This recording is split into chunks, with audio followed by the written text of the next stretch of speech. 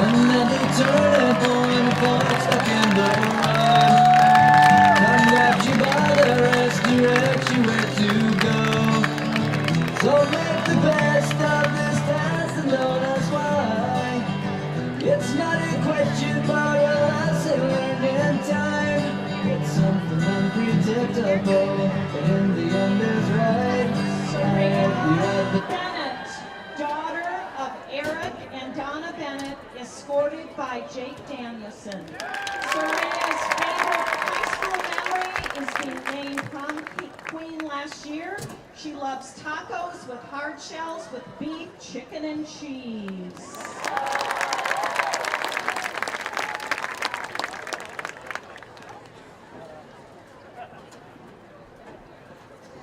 Jillian Boyley, daughter of Sharon and Kenny Boyley, escorted by Will Douglas. Jillian's favorite teacher is Mr. Dornfeld, but her least favorite chore is putting away the silverware. Ellie Draper, escorted by Andre Burgess, daughter of Wendy and Jim Draper. Her nickname is Jelly Belly, and her babysitter is her younger sister, Abby.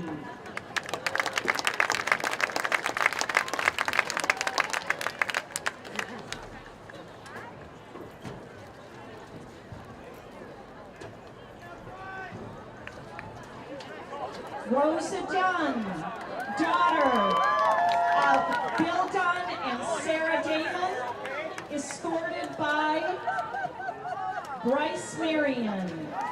Rosa loves Little Mermaid and Grey's Anatomy. Her special talent, she can fit her fist into her mouth.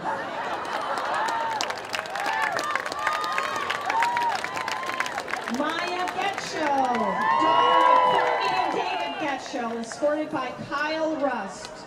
Maya's favorite teachers are Mr. Flanagan and Mrs. Holum. Her pet peeve, fake stupidity, and when people invade her bubble.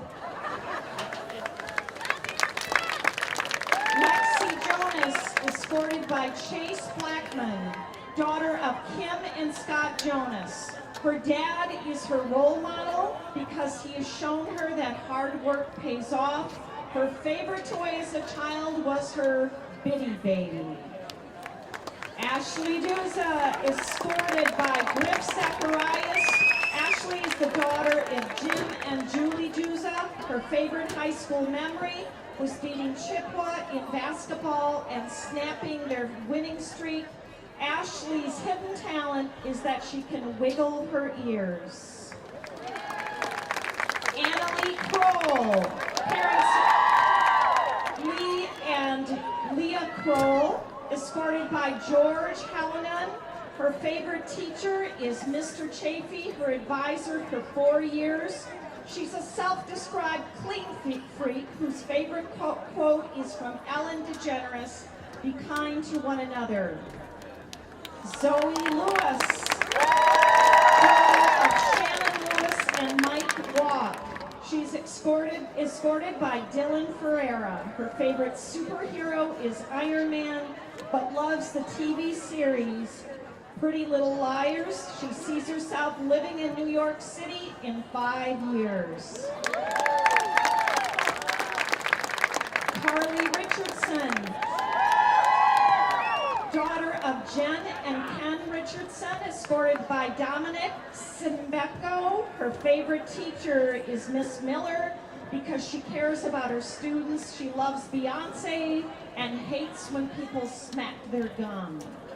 Sophia Westerbarth, daughter of Joe and Mary Kay Westerbarth, escorted by Spencer Schmidt. A little known fact about Sophia is she had a 2-inch gap in her teeth in middle school, and her mom is her role model because of her huge heart. Please join me in congratulating all of the Hudson High School escorts and our queen candidates. Last year's homecoming queen, Tasha Clark, could not be here tonight. In her her place is Miss Kim Banky, who will crown this year's homecoming queen and princess. Assisting Miss Banky is Junior Princess Addie Jameson, escorted by Merrick Moore and Raider mascot Michael Roussel.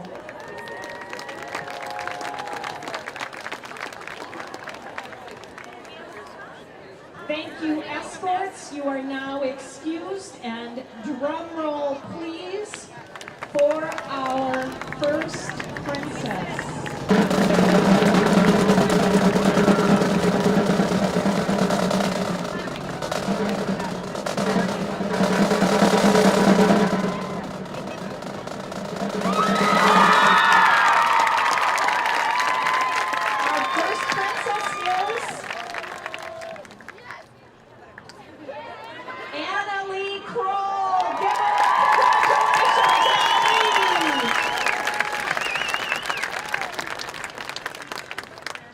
Our second princess is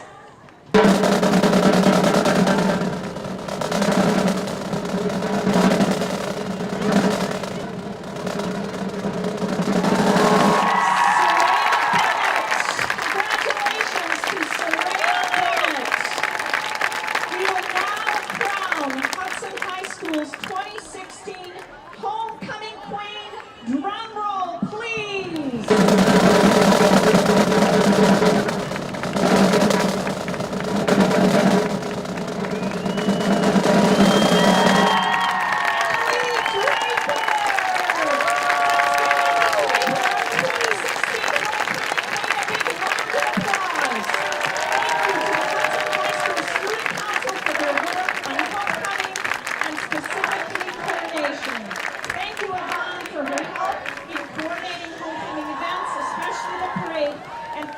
Hudson Safe for sponsoring human foosball at tonight's homecoming dance.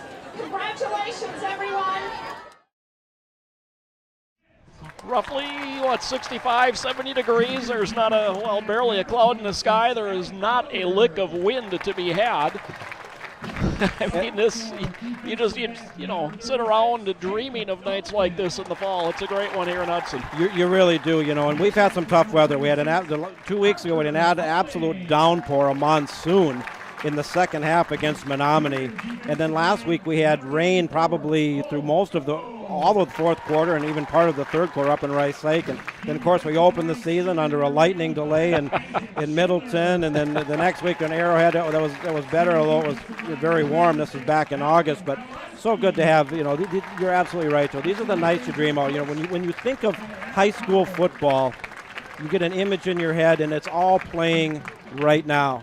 The colors, the sounds, the smells. It's particularly poignant this year with the last season of Newton Field. These two Big Rivers Conference rivals, playing to get into the playoffs here. It's great. It's great to be a part of this. Sit back, have some fun along with us, and I missed the coin flip. I'm not even sure who won the coin flip or which way we're going here to start things off, but judging by the way the old aides are coming out, looks as though they will be getting the ball to start things off this evening. Really kind of hoping, John, that Hudson won the toss and deferred. Yeah, you always like to get that kickoff to start the second half. I've always felt that. And, Burgess, Andre Burgess has had such a tremendous returning season, both punts and kickoffs. And so to get the ball in his hands, he can make some exciting things happen. I think that's another key tonight for Hudson. We seemed to get the outside running game back going again against Rice Lake, whereas Menominee shut it down cold 2 weeks ago. I think that's imperative tonight. And then you have Squires in the middle and then the quarterback rotation. We started to see Hudson develop a little bit more of a passing game last week against Rice Lake. It really was necessitated by the game circumstances, falling down by 3 touchdowns in the second half. Had to go to the air and had some pretty decent success at it. So we're going to have to see if they incorporate a little more passing. But Hudson, as always, is a run first, pass second. If they can establish the run, they'll do well tonight. Parker Poling will get things started tonight. Back deep for the Old Abe's on the near side. Solomon Geary on the far side. Andrew Roberts and Poling. End over end kick is going to send Geary to the 8-yard line. Geary toward the middle of the field as a flag flies in, and Geary will be taken down shy of the 20. And we'll see what the flag is all about too. Either way, not very good starting field position here for Memorial. Just kind of reading the body language initially for Hudson. This is one fired up football team, and they should be. Your capacity crowd, homecoming, this, especially early on. You're for the seniors, this is it. This is what you prepared for. This is what you've waited for. This is what you've earned with a lot of years of preparation in your football career, and you want to go out on top.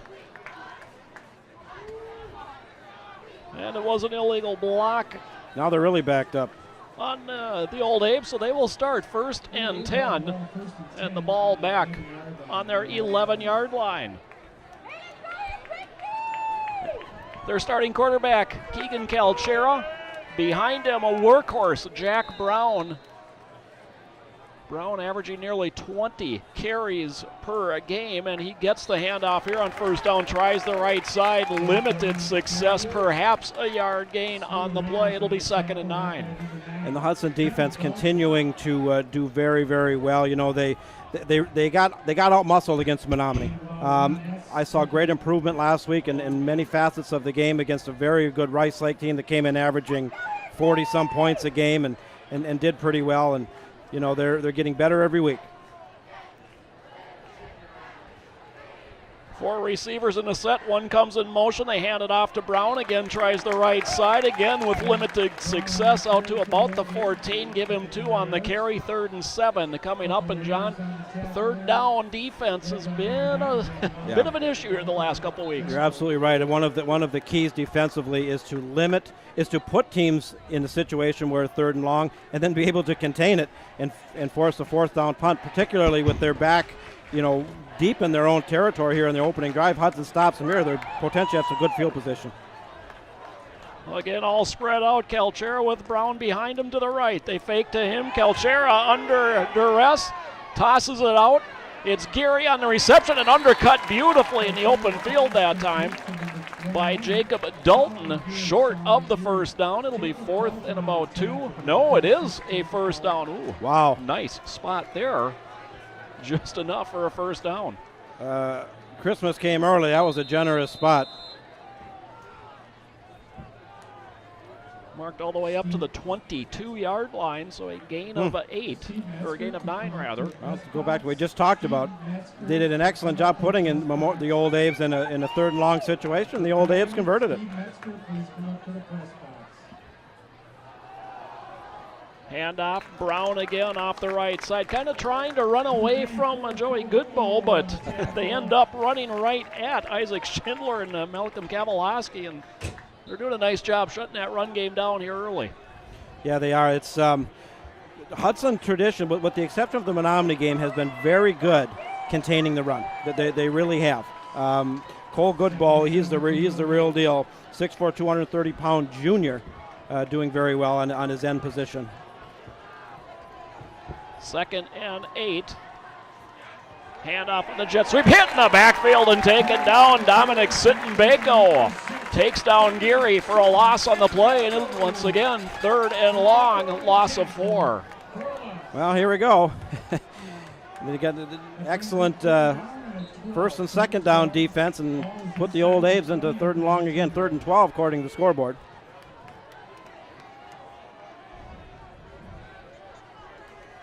Opening series of the game, approaching the 9-minute mark to play in the 1st. Kind of a waltz here on the opening drive. Run, run, pass. Run, run. I'm expecting pass. Shotgun. Straight drop again, having to run away from pressure, and this time just throwing it up for grabs, and it's intercepted.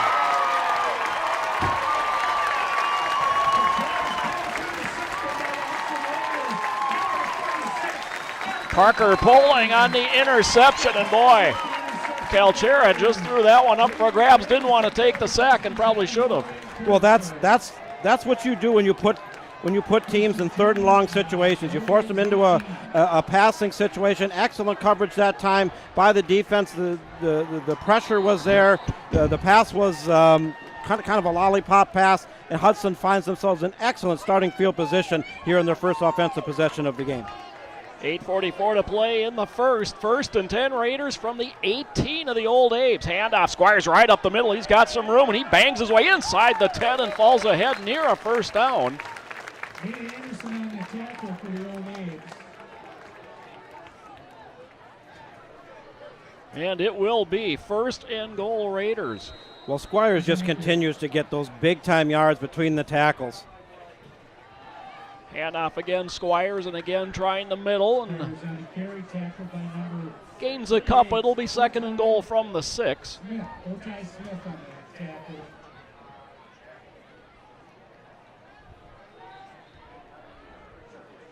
Newell lines up wide to the far side. Berg wide to the near side. In motion goes Jager Marvin. Handoff. No, it's a keep. Boy, had me fooled on that one, and walking into the end zone is Max Stubendick with a Hudson touchdown. Well, Stubendick's been doing very well with the option play. He's more the traditional option quarterback. He's the 5'9", 150-pound junior, and he's been getting some good yards. And once you get the defense to commit to the inside running game, that opens up that option play. Stubendick's in like lightning, and Raiders got an early lead.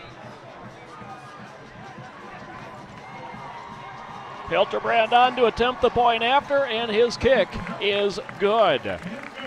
8:02 left to play, first quarter. It's Hudson 7, Eau Claire Memorial nothing. The Raiders take advantage of a Parker Pulling interception, and they take 3 plays to travel 18 yards to pay dirt.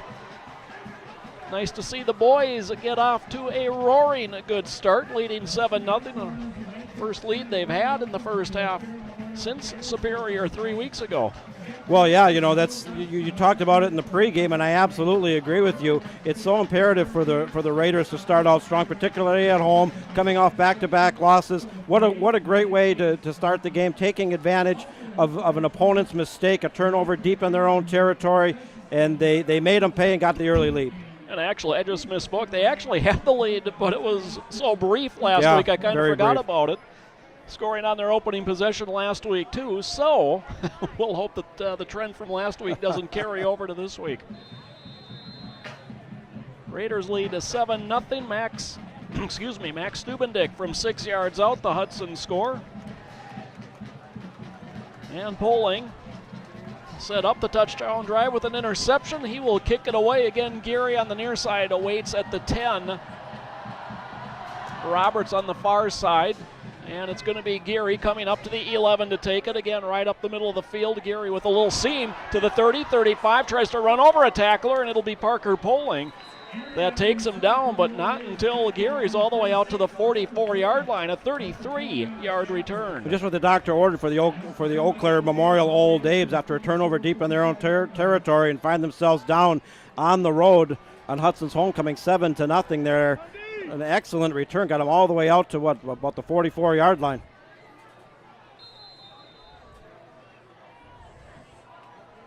Three receivers set. Brown the setback. Changing across is Sampson. Handoff, Brown, big hole up the middle. Now bounced to the outside. He's got a first down into Hudson territory to the 43. That's a gain of 13. Again, we want to remind our viewers to email us here up in the booth at Newton Field tonight. I want to thank each and every one of you for tuning in tonight for Hudson football on the MSBN Sports Network, wherever you're tuning in from. Very easy to do. Click on the email us link on your game tracker screen. Let us know who you are, where you're listening from, and who you're cheering for tonight.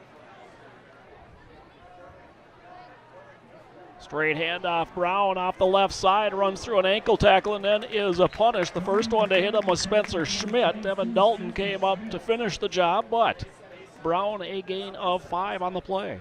Well, very good start for Brown, and good blocking up front by the Old Abe offensive line. He's had some good running room and taken full advantage of it as the Old A's have now driven into Hudson territory.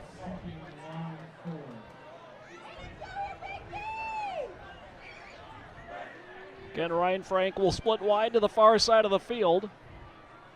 Slot receiver Kyle Wilson to the near side. He'll go in motion into the backfield. They fake the jet sweep to him. Keeping is a Calchera, and no room for him. Calchera gets back to the line of scrimmage. No gain. It'll be third. We'll call it 4. A host of Raiders in on the tackle, including middle linebacker Dominic Sudumbeko. I just love that name. 5'10", 220-pound senior. He's had an outstanding season. Several others in there as well, and kind of the fake didn't fool a whole lot of Hudson defenders, and that play went nowhere. 3rd and 4 from the Hudson 37. Sam Hansen splits wide to the far side. Ryan Frank near side. Couple slot receivers far side. Straight drop. Calchera in trouble, and down he goes. Sitting Bako. Boy, he came free untouched. And a loss of a 9 on the sack brings up 4th and 13, and the punt unit comes onto the field. I think he heard me complimenting him all the way up here in the booth about his fine season, the senior middle linebacker. He came in through there like a shot, and down went the quarterback, and they're going to have to punt it away here.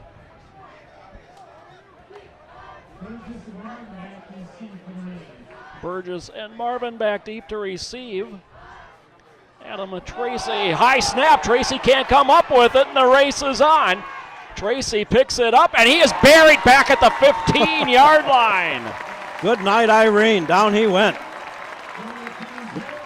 First one to him, and losing his helmet was Jacob Morissette, and another mistake and another short field for the Raiders. And the Hudson Raiders, they can get fired up, bring this offense on. They stand a very good chance of going up early, 14-0 here off 2 costly mistakes for Eau Claire Memorial early.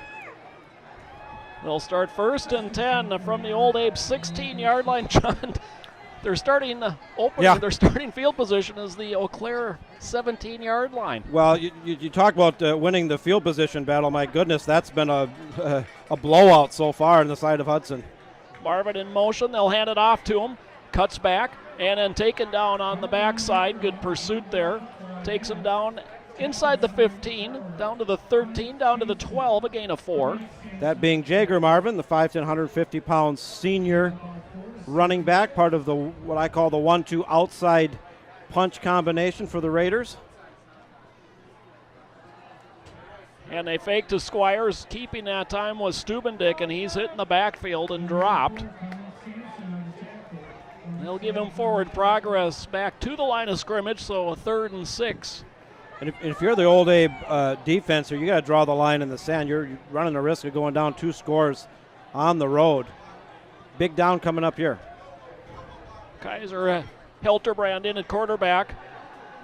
Rolling, looking for options. Now throws on the run, and it's knocked away. And we're going to get a flag that comes in. It was intended for Burgess, knocked away by Jonah Barstad as the flag comes in.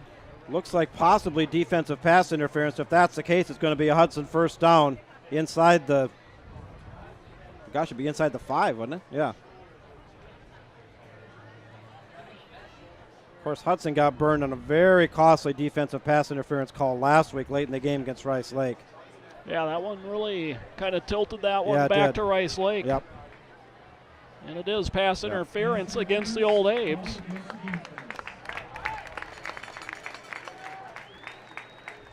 Not a point of the foul mark off. Right. Just a 5-yard to walk off here, or actually half the distance to the goal in this case. Right. It would be 15 yards normally, but in this scenario, it's half the distance, right to the goal line. Which brings up 3rd and less than a yard. 4:27 to play opening quarter. Stubendick keeps. Late pitch. Burgess has it. Burgess, a little stutter step, and he's tripped up. Touchdown saving tackle by Zach Wolf, but it'll be 1st and goal Raiders from the 3. Like the ball movement that time by the Raiders, and that's something they do very well. It's deceiving who has the ball, and that's counter plays and jet sweeps and a lot of motion. It's all predicated on the blocking being where it needs to be, when it needs to be there. All of those things came into play, and Hudson's knocking on the door. Marvin in motion. They hand it off to Squires. Squires gets close. He's inside the 1, but short of the goal line. It'll be 2nd and goal from inside the 1. I think Hudson's maybe just going to play it conservative here and bang it between the tackles. They got a good offensive line. Aaron Squires has been money inside the 5-yard line so far this season. He's got the size. We'll see.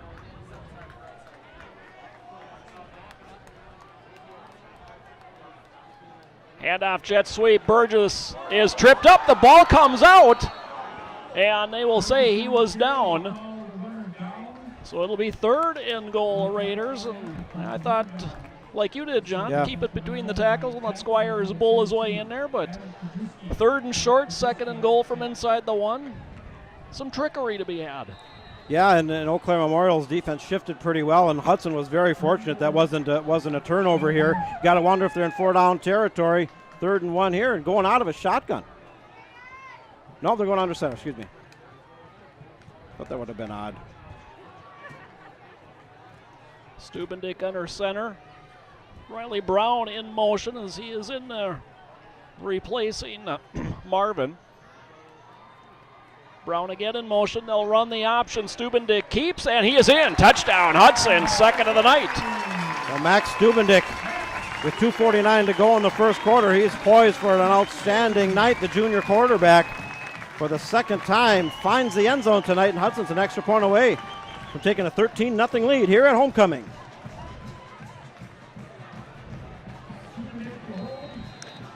Well, it wasn't pretty, but 16 yards later, 6 plays later, Hudson is in the end zone again. Hilterbrand's kick is good. And with 2:49 left to play here in the opening quarter, your score now reads Hudson 14, Eau Claire Memorial nothing. Boy, happy homecoming indeed. As we see the bleacher creatures, as is the tradition here at Newton Field, with the flags going back and forth, and you got a fired up crowd. We finally got a good night of weather for football after rain the last 2 weeks, and what a start. You know, that's what you do. You take advantage of your opponent's mistakes, deepen their own territory, and you got a 14-0 lead already here. Maybe you've hit on something there, John. I know that obviously weather has been a factor early in the season as well, but rain was kind of the name of the game the last 2 weeks. Perhaps in, horse parlance, right, this team are not mudders. They like a fast track. Well, you know, and with Newton Field closing down after this year, the last natural grass field in the Big Rivers Conference will be no more, and it'll be all artificial turf. And as a traditionalist, I like the grass. I also understand the as a taxpayer. Well, not even just so much that, but you know, time and again, when you see new facilities built, 80% of the time, if not more, they're going to artificial surface. Yeah. It's from a cost effectiveness standpoint, there's certainly a good rationale there, but as a traditionalist, I always like the grass. Polling's kick, he's going to try Brown this time, Roberts, and Roberts back to the 2, to the 15, and he will be tackled near the 20, just shy of the 20, and once again, Old Abe starting deep in their own field. We're looking to get some score updates from MSBN Score Central, some key Big Rivers Conference games, and really none bigger than 45 miles to the east at Williams Stadium, the campus of University of Wisconsin Stout, the Menominee Mustangs taking on the Rice Lake Warriors. We'll see if we can get an update on that one here. 3 receivers near side. Brown the setback.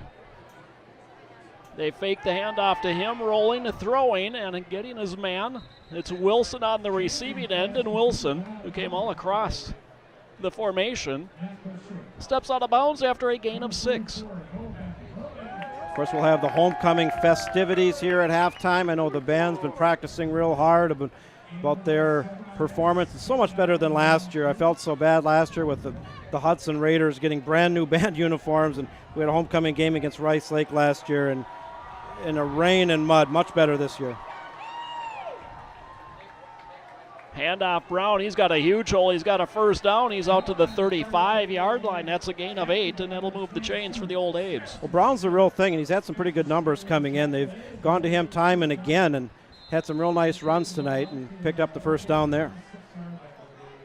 It'll be 1st and 10 Old Abes from their 36-yard line. Mistakes have done them in. Hudson with only 34 yards of offense, but 14 points on the board. In motion goes Geary.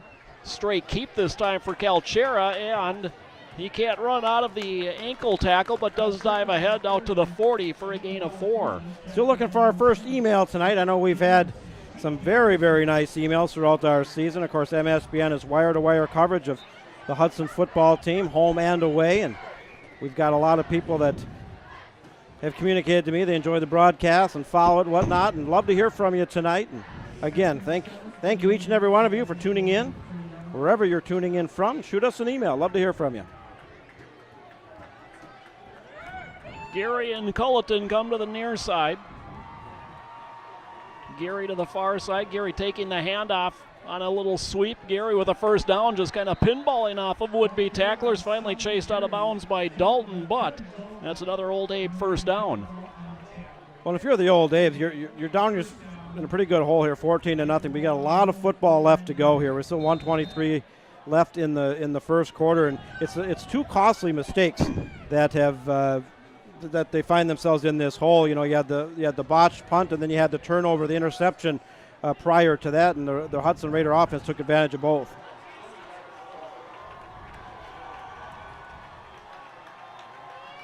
Again, Geary comes in motion. He'll take the handoff, and Geary squirts through a little seam and into Hudson territory to the 44 before he's driven back. Actually, they'll give him the 43. That's a gain of 8. Well, there again, Memorial starting to move the ball, now moving into Hudson territory here.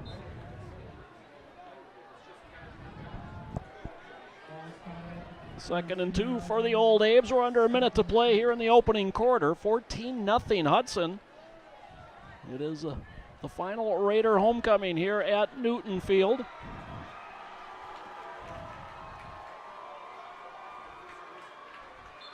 Brown came in motion. Flags will fly at the snap. And second and 2 becomes second and 7. Illegal procedure, the call on Memorial. Got our first score update. Scoreless over at Menominee between the Mustangs and Rice Lake. Potentially the title game in the Big Rivers Conference this year. That'd be a good one to see for sure. It would. Rice Lake beat Menominee last year en route to a co-championship. Big one tonight. 4 receivers in the formation on second and 7. Handoff, Brown hit the line of scrimmage and dropped for a short gain. Fighting off the block and making the tackle was Goodbow. Well, Cole Goodbow, so very strong. He's got the size, the speed, the strength, continuing to get better every game. He's only a junior. I've had some people tell me this might be a young man that could play at the next level. That will do it for quarter number 1 here in Hudson. Your score, Hudson 14, Eau Claire Memorial nothing. You're watching high school football on MSBN. I think I'm getting some wind noise. You want to pop that thing on? Sure. Unless that's me, or maybe it's a crowd mic. I don't know.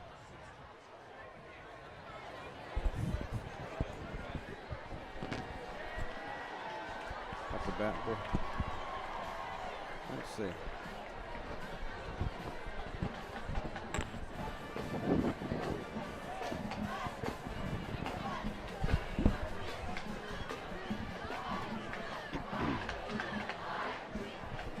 All right.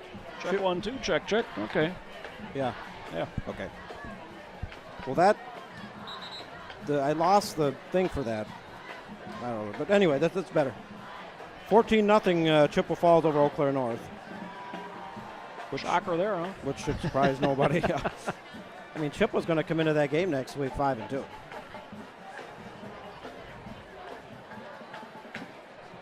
At Chippewa, that's going to be tough. All right.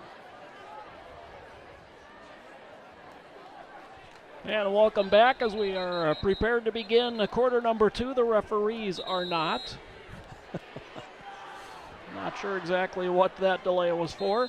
3rd and 6 for the Old Abes. Ball at the Hudson 47-yard line. Handoff Brown. Oh, he's got room. He's got a first down and sprints ahead for a gain of 11.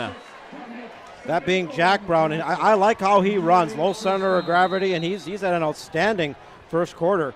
5'10", 170-pound, only a junior, and looking good. You know, the skill positions here for the Old Abes, not senior dominant at all. Junior quarterback, you mentioned Brown, junior running back, a lot of juniors, even a couple sophomores at those skill positions. The seniors are kind of along the line, so. Got some emails coming in. We'll get to them after this next play.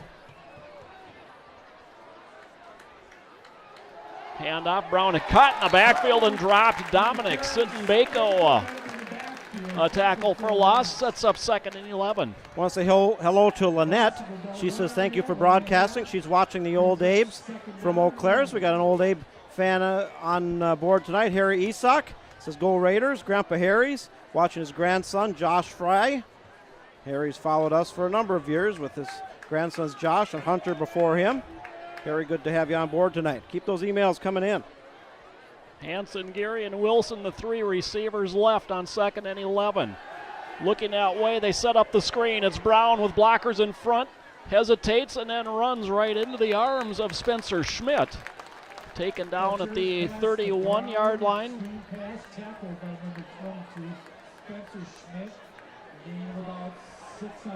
Gain of 5, maybe 6. It'll be 3rd and 5 here for the Old Abes. Couple score updates from MSBN Score Central. Chippewa Falls looking to go to 5-2 on the year, up 14-0 over Eau Claire North. And Rice Lake has pulled ahead of Menominee, up 7-0 early over in Menominee. Again, the 3 receivers near side. Aguirre, the only receiver to the left.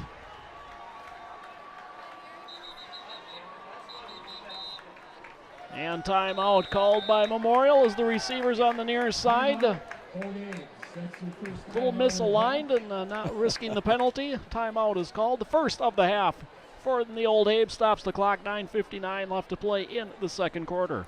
This coming in from the Hudson Benchwarmers. Hudson Benchwarmers like to extend a warm welcome to the Eau Claire Memorial players, coaches, and fans. And a big thanks to the Yellow Ducks who volunteered the homecoming parade. That was on Wednesday. They're the ones picking up the barricades, stopping and redirecting traffic at minor intersections so the parade can take place downtown. That's part of the homecoming tradition. A lot of different great things for homecoming, and the parade's one of them. You got a dance, I believe that's tomorrow night, and a lot of things going on at school, different themed days I remember from my high school days back many years ago now, 30 years ago almost. Well, you got a pretty good memory then if you remember that far back. Yeah, well, comes and goes. But anyway, a happy homecoming, and I also want to say a shout out to Lee Livermore, who went in to the Hudson Raider Wall of Fame, and I'm hoping to get Lee on, whether do an interview or something. I know Lee's tuned into the broadcasts through the years, and he played on back those great Hudson Raider teams back in the mid to late 60s. We'd love to hear from him. Congratulations to Lee. Coming in motion, Wilson, they fake to him. It's Kelcher, and he's got a huge hole. He's got a first down and taken down inside the 20, down to the 19, a gain of 12 for the quarterback. First down, Old Abes. Excellent play call that time by the Old Abes. They converted the down they needed to keep this drive going, and now they're inside the red zone, down by 2 touchdowns. Still a lot of time to go here, and they've been moving the ball pretty well. Again, it's those 2 big mistakes early that cost them big time. Yeah, you know, if we were keeping track of time of possession, I would say the Old Abes have had the ball roughly 80% of this game. Yeah, sometimes that statistic is almost irrelevant depending on circumstance, right? 3 receivers near side. Geary comes in motion to the near side, 2, takes the handoff on the jet sweep, turns it up, 15 down the sideline, inside the 10, dives. Did he stay in bounds? Did he stay knee off or not? And it is touchdown. Oh, what a run. Boy, I'm surprised they ran the jet sweep to the short side of the field, and Geary, an excellent run, hits the pylon and scores a touchdown. I swear there was one blade of grass between his cleat and the sideline there, but he stayed in bounds. I thought maybe he had gone out about the 4-yard line, but he stayed in bounds. Nice run, and the Eau Claire Memorial Old Abes have cut the lead in half. Mason Craker to attempt the extra point. Out of the hold of Sam Hansen, Mason Craker will attempt the point after, and Craker's kick is good. 9:10 to play, second quarter. Your new score, Hudson 14, Eau Claire Memorial 7. Back into the MSBN mailbag. Yes, want to say hello to Barry Olson and Pam Olson, thanking us for the broadcast, letting grandparents watch the Raiders, and Dan Olson from Sister Bay. That's over in Door County, Wisconsin. So Barry and Pam, thank you for joining us tonight. Grandma Laney emailing in, said loves watching Raider football. She's watching Kaiser, that being Kaiser Helterbrand. She's tuned in from Duluth, Minnesota tonight. I hail originally from Hayward, Wisconsin. I've enjoyed my days in Duluth. And of course, we've been up there doing some broadcasting through the years, and always. Wonder if Grandma Laney made it across the bridge when the boys were in Superior a few weeks ago. Yeah, right. Yeah, up there just a few weeks ago, and of course. Apple Festival in Bayfield, just to the east of there in Duluth. I've enjoyed that in years past. I just love that area up there. I really do. And Duluth has always been a favorite of mine. The Big Lake, Gitchagumi. Ah, yes. Little Gordon Lightfoot. Gordon Lightfoot, yeah. I actually honeymooned in Duluth and along the North Shore. I did too, actually. I did.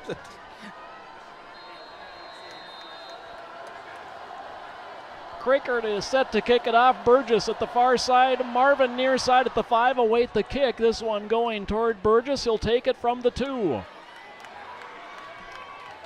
Burgess out across the 20 to about the 23-yard line. 21-yard return. Boy, the Raiders starting on their side of the 50-yard line. What do you know? Well, it's hard to match the starting field position they've enjoyed up to this point. This is a little more realistic. Another scoring update. With Rice Lake pulling ahead 7-0, Jake Goodman from Menominee answers with a 99-yard kickoff return, and that game over there is tied 7-7 with 51 seconds left in the first quarter. Wow.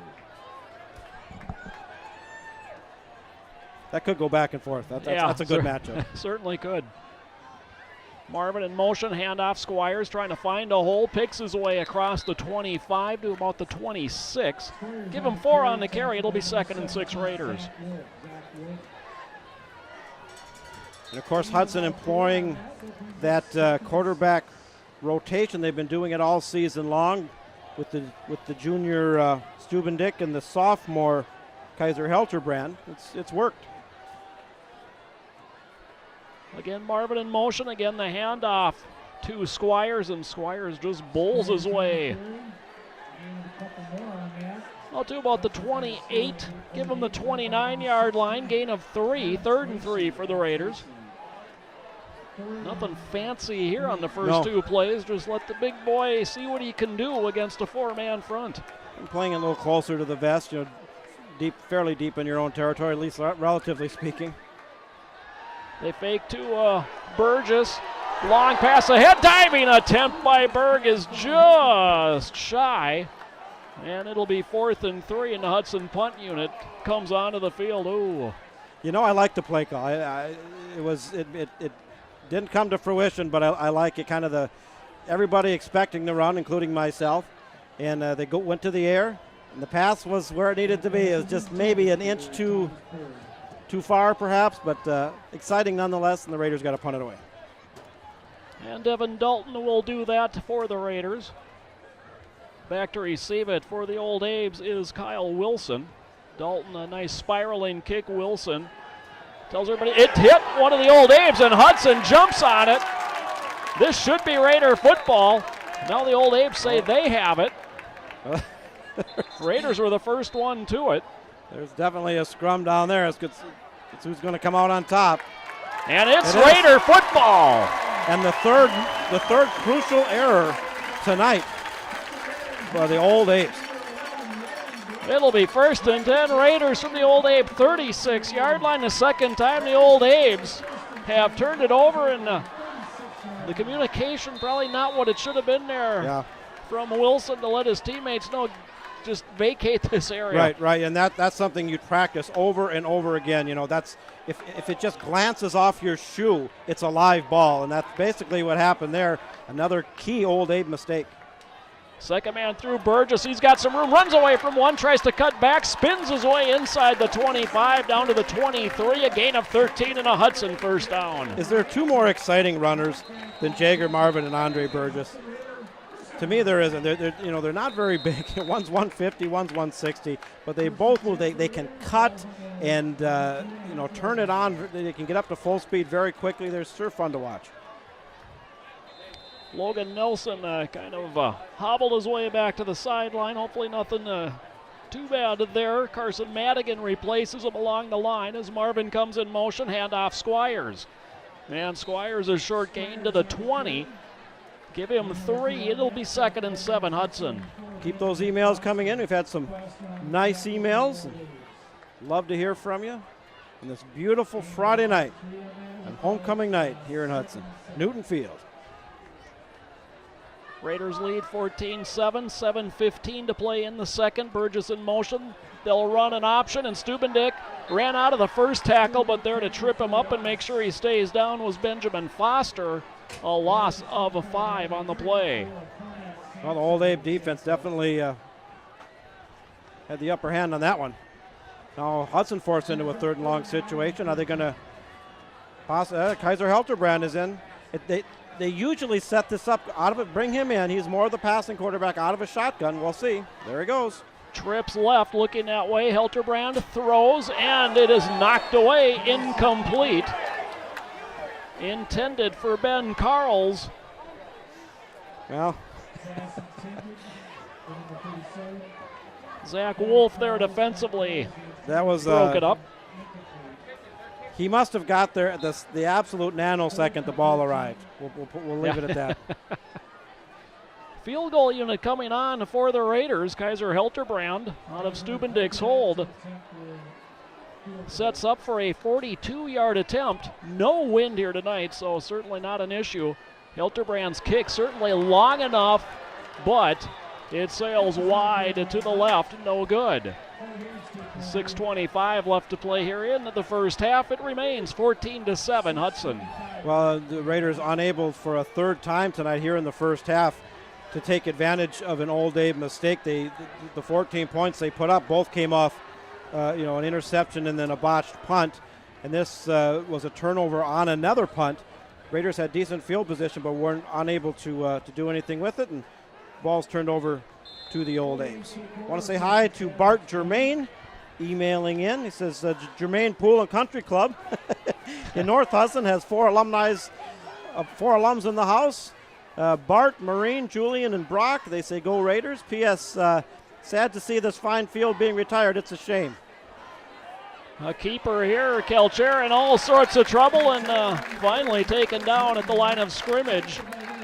No gain on the play. Spencer Schmidt, the one to eventually take him down. Of course, Bart's from the class of 83, Marines from 84, Julian and Brock from 08. For the Germain family tuning in, glad to have them on board tonight.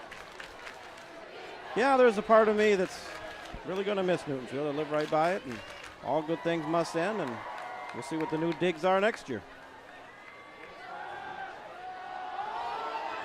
And his pass thrown out of bounds in the direction of Daniel Reinfrank. On the coverage, Spencer Schmidt, Alec Colander.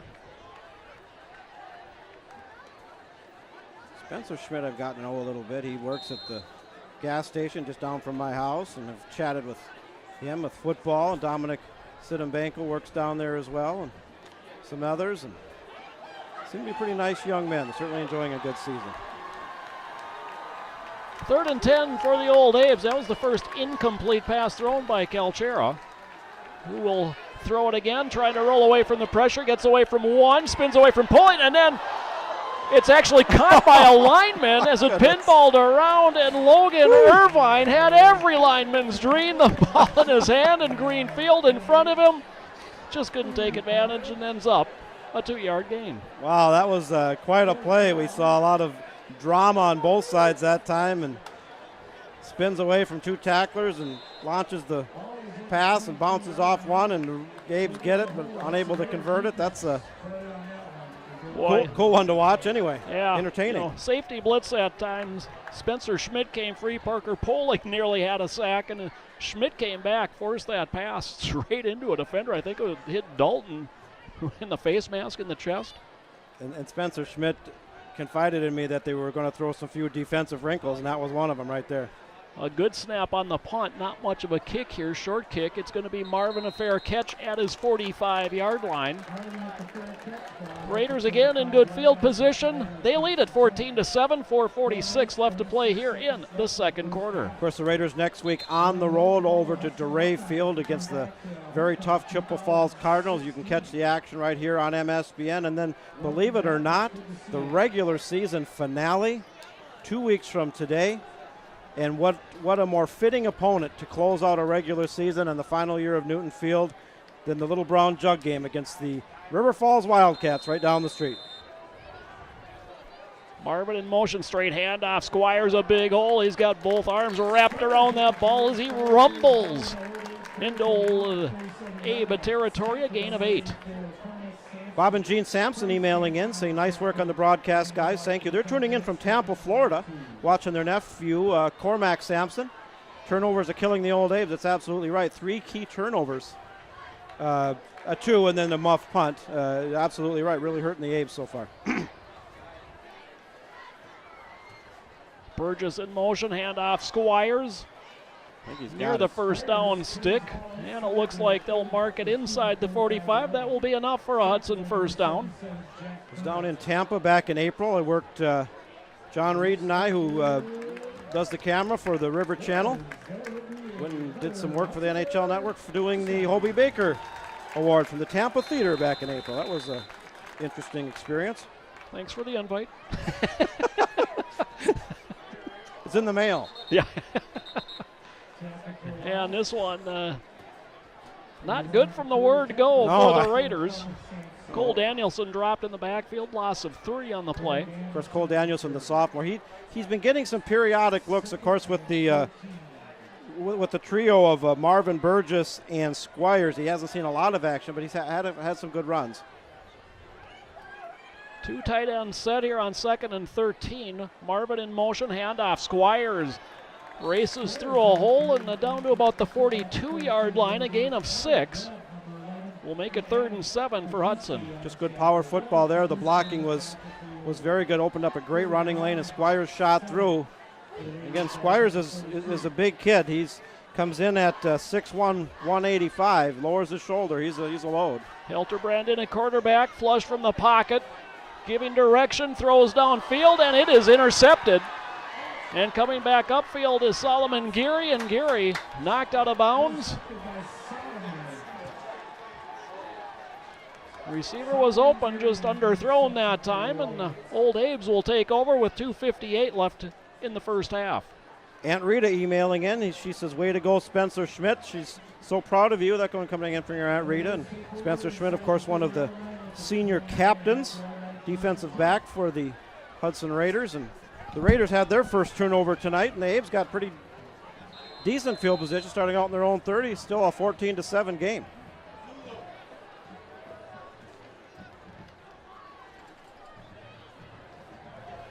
Eyeing up the chocolate donuts to my right, courtesy of Hudson Coffee and Bagel. They always treat us well up here in the box. 4 receivers, handoff, Brown. As the Old Abe's kind of go back to what worked on their scoring drive, and Brown out to the 35 for a gain of 5. Jack Brown's had a real nice game. That's had some nice runs and good looking back. And again, as you mentioned, Joe, very junior heavy, this Old Abe team. They're going to be good next year. Brown 10 carries, 46 yards now on the evening. 2nd and 5, under 2.5 to play in the half. And again, it's Brown on the carry. Brown just backs his way for a first down across the 40 to the 42-yard line.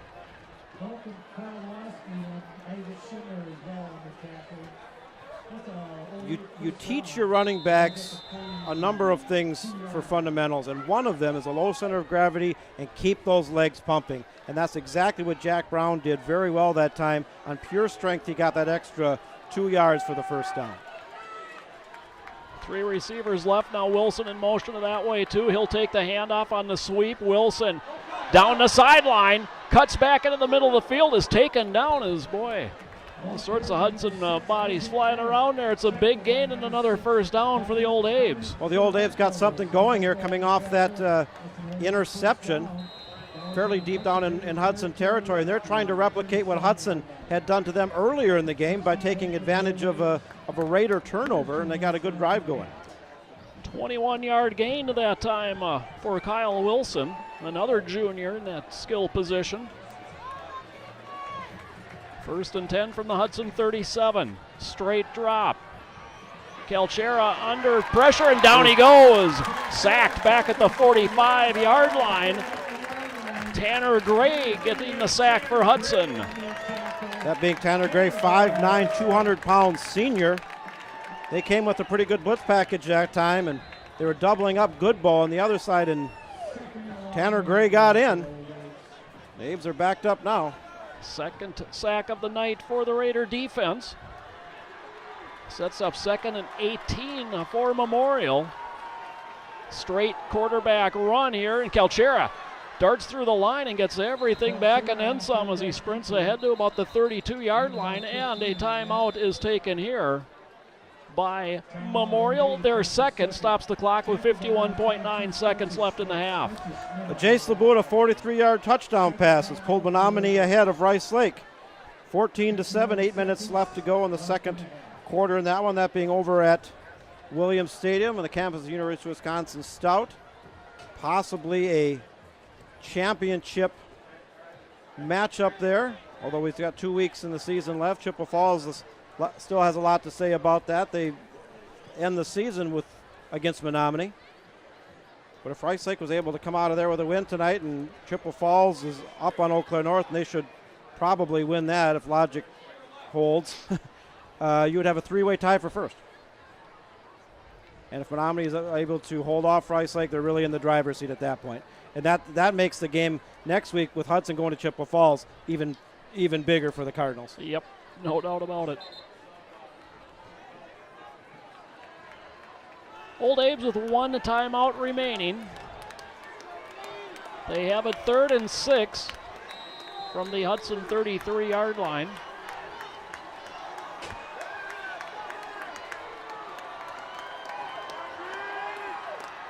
Hudson crowd getting into it on a big 3rd down play. They hand it off. Brown tries to pick his way through the middle, and he's going to be stopped short. He's inside the 30 down to the 29. Gotta wonder if you're in 4-down territory here as we're under a minute to go. The clock continuing to run. It's 4th and 2.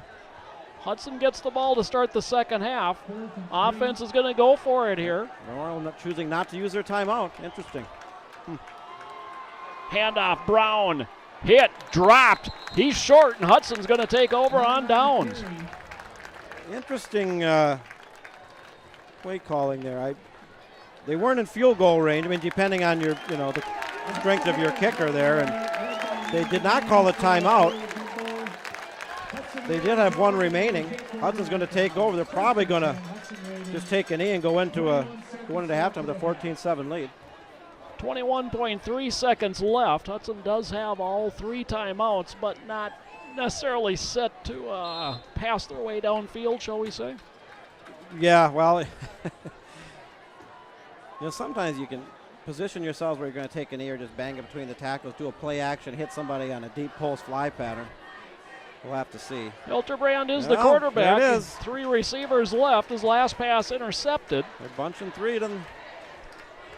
There it is. Straight drop, stepping up in the pocket. Hilterbrand running out of time, circles back, trying to buy some time. And finally, now he's got some room to run.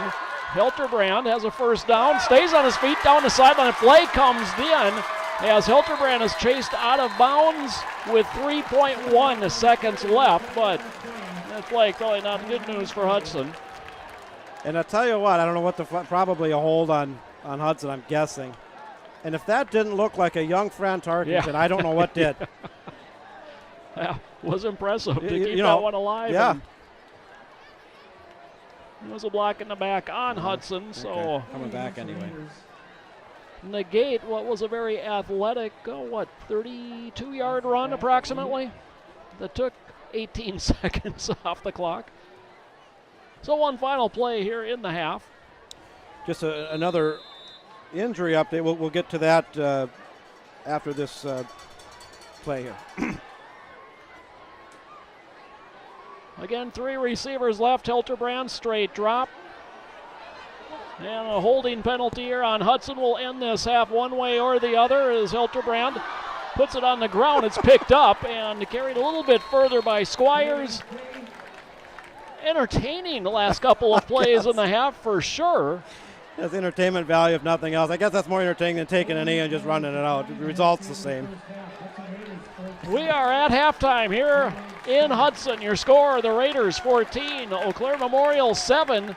We'll take a quick break, come back, and the Hudson Band coming onto the field. And welcome back to homecoming night in Hudson. John, I'll let you kind of maybe explain. There's some alumni award winners being introduced to a very good crowd here in Hudson this evening. Yeah, there's the Wall of Fame inductees, which included Lee Livermore. We talked about him earlier, class of 67 from the Hudson Raiders. Also Gary Zappa, and I know Gary a little bit, know his brother Mark, residing up in North Hudson. They run the Zappa Brothers business, among other things, up there. And he had a very fine career back in the 70s. Was all Northwest and had a big part of the back-to-back conference championship game teams back in the early 70s. And hopefully we can get these guys up here sometime or record an interview or whatnot. But very, very noteworthy players, former players, alumni. Of course, this being homecoming weekend here at Hudson, and a time for former students and players to come home and enjoy a football game, try to reconnect. And it's kind of easier to do now than it used to be with Facebook and classmates.com and whatnot. And always nice to see, and thank goodness the weather is cooperating this year. Oh, no doubt about it. And all sorts of things to entertain here at homecoming. I'm not sure how many of the alumni cheerleaders or dance liners or band members are here, but we'll step back and let you watch the dance line. All right, so enjoy the festivities at halftime at Newton Field here at Hudson Homecoming 2016.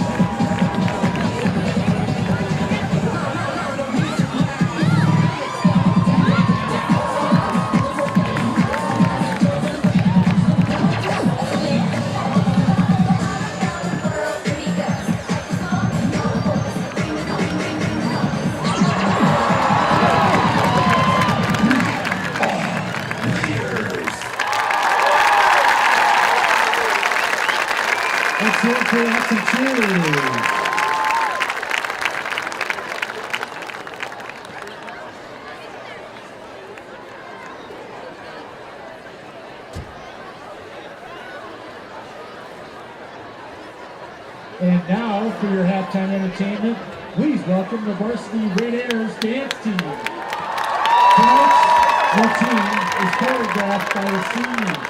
This team is coached by Heidi Chern, Kristen Vandenberke, and Ken Hoff.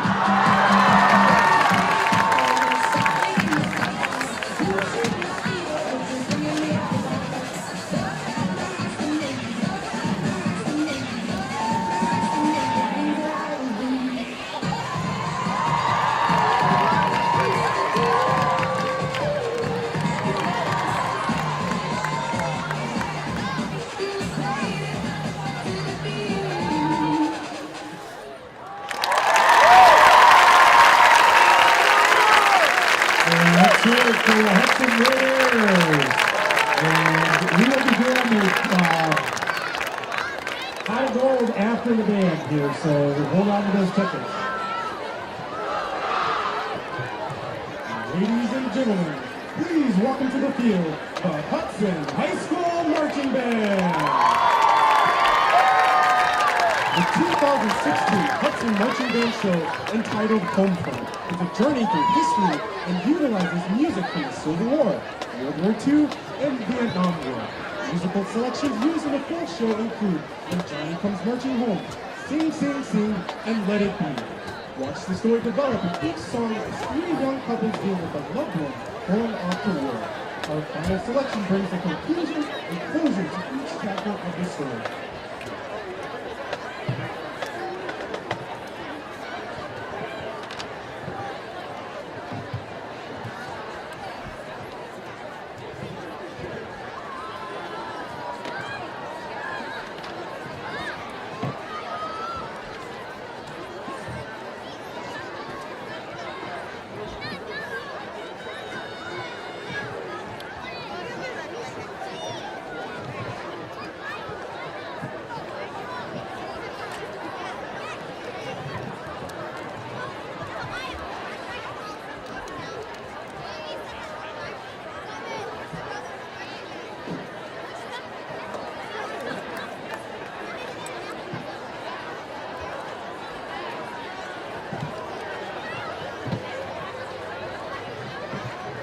Hudson High School Marching Band, you may take the field for your homecoming performance.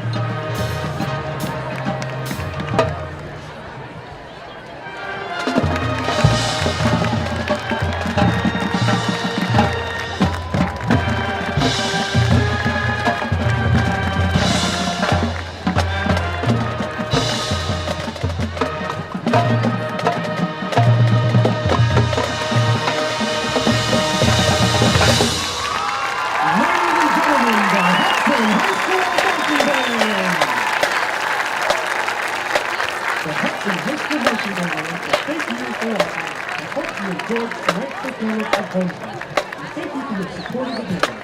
The marching band is setting a new standard in educational development by making marching an all-volunteer endeavor. Members rehearse 2 nights a week and are part of a comprehensive program that includes 3 concert bands, 2 jazz bands, an extracurricular percussion ensemble, and various small ensemble opportunities. The band prides itself on We talked about it during the pregame, John. We needed to get off to a fast start tonight. They did exactly that. The defense came up with a turnover. The offense capitalized. Hudson won the special teams thanks to the Old Abe's bad snap on a punt.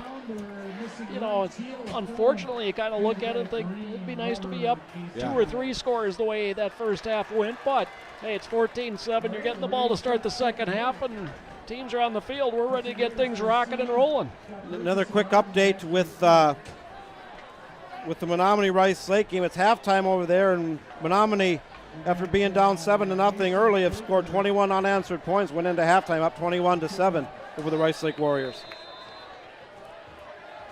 Craker set to kick it away. He approaches the ball and hits a high end-over-end kick. Burgess from the 9 to the 20, through a seam out to the 25, and will finally be stopped just over the 30-yard line. Good return from Andres Burgess. Hudson Raiders take over.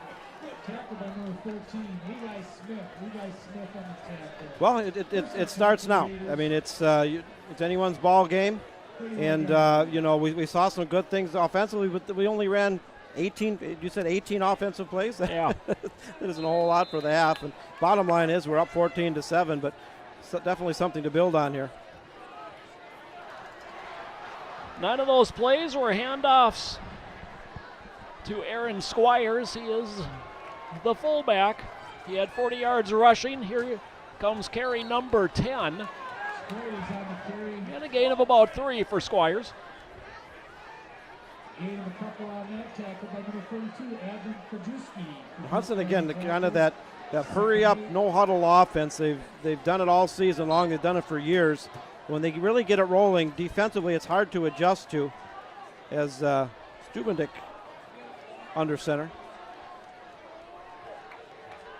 2 receivers left. Marvin in motion, and a flag will fly.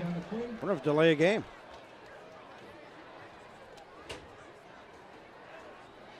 And it's an offsides call. Okay. So Raiders will take the easy 5 yards. It'll bring up 2nd and 3. Third penalty of the night. Assessed 2 of the Old Abes.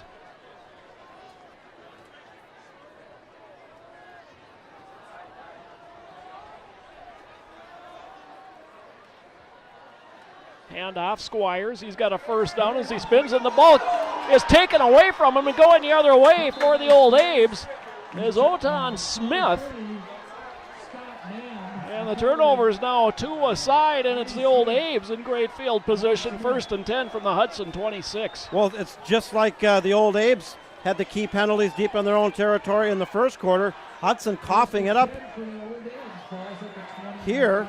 And the Old Abes, excellent starting field position for their first offensive possession of the second half. 1st and 10 from the Hudson 25. Brown the workhorse for them in the first half. 12 carries, 56 yards. In motion, Wilson, they'll hand it off to him, and he is crushed in the backfield. Good ball with the stop, a loss on the play. Well, good ball. The big junior, we've been talking about him all season long.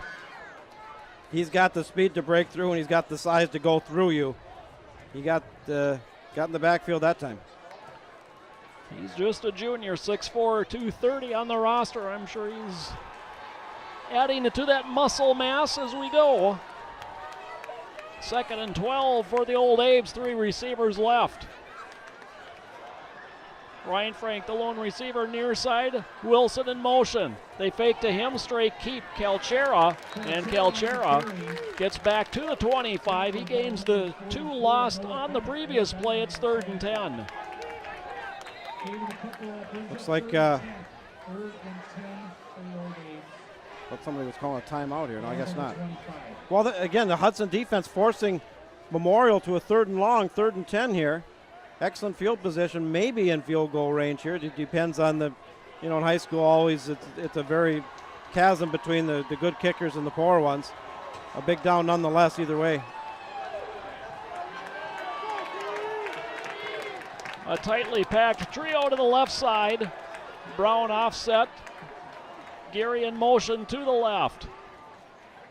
Quick pitch, Brown trying to get to the outside. Cuts back and is swarmed under at about the 21. A flag comes down behind the play. Tackled by a slew of Raiders led by Devin Dalton.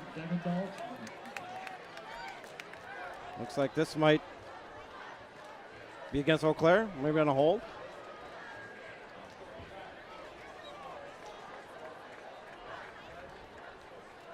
Yep, looks like it's going to be against Eau Claire on, yeah, it is on a hold. So they'll step it back 10 yards. It remains third down, but now third and, 22, 21, yeah. 22. Third and a mile, as they say. But Hudson, periodically this year, has been susceptible giving up these third and long conversions. Calchera swings it out. Brown on the run. And Brown tripped up, taken down at the 25-yard line. Perhaps they'll give him the 24. It's 4th and 9. We'll see what the decision from the Old Abe's is. Well, it's all going to depend on your confidence in your kicker. Of course, you're down by 7. I mean, 3 help, but you're really looking to put it in the end zone, tie this up. Looks like, no, they are going to go for the field goal here.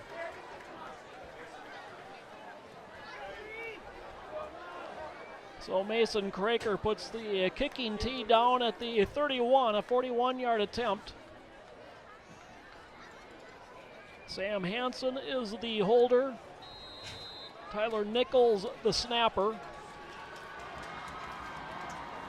Well, it's a pretty long kick for high school.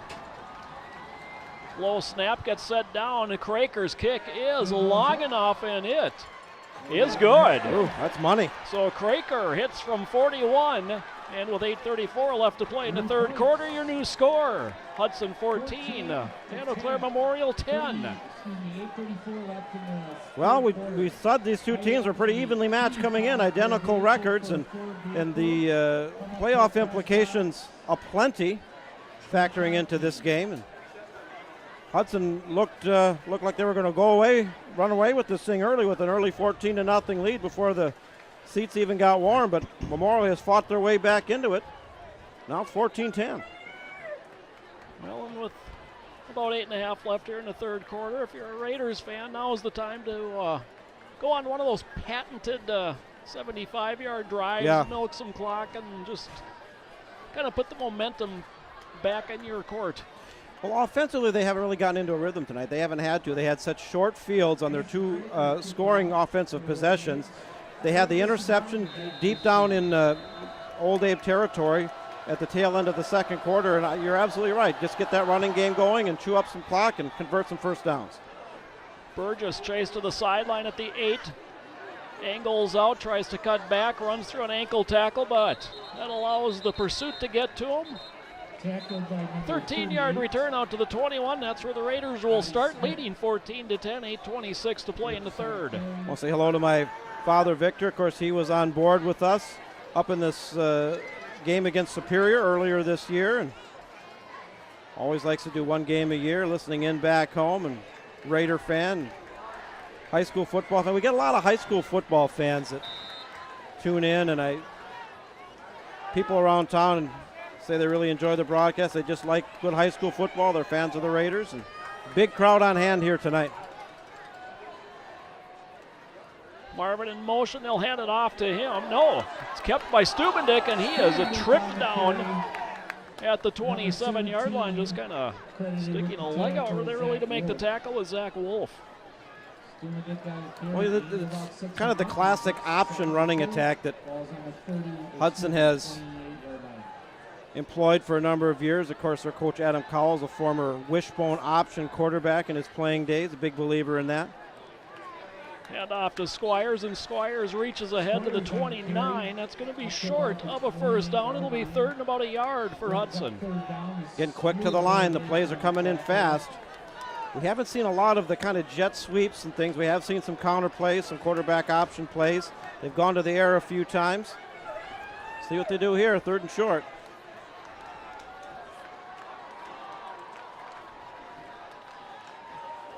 Might be changing the play here. Marvin in motion, straight handoff. Squires spins. He's got a first down. Keeps churning all the way out to the 38-yard line.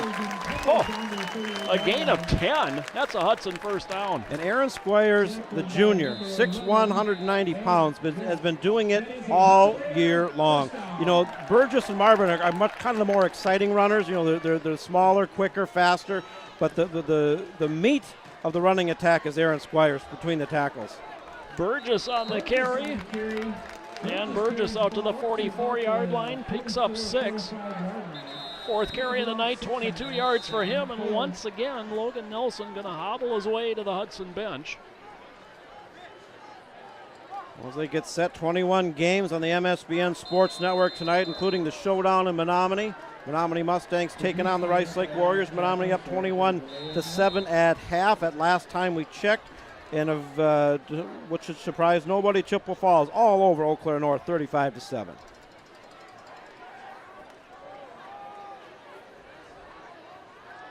Second and 4 for the Raiders. Burgess in motion, handoff. Squires hit at the line of scrimmage.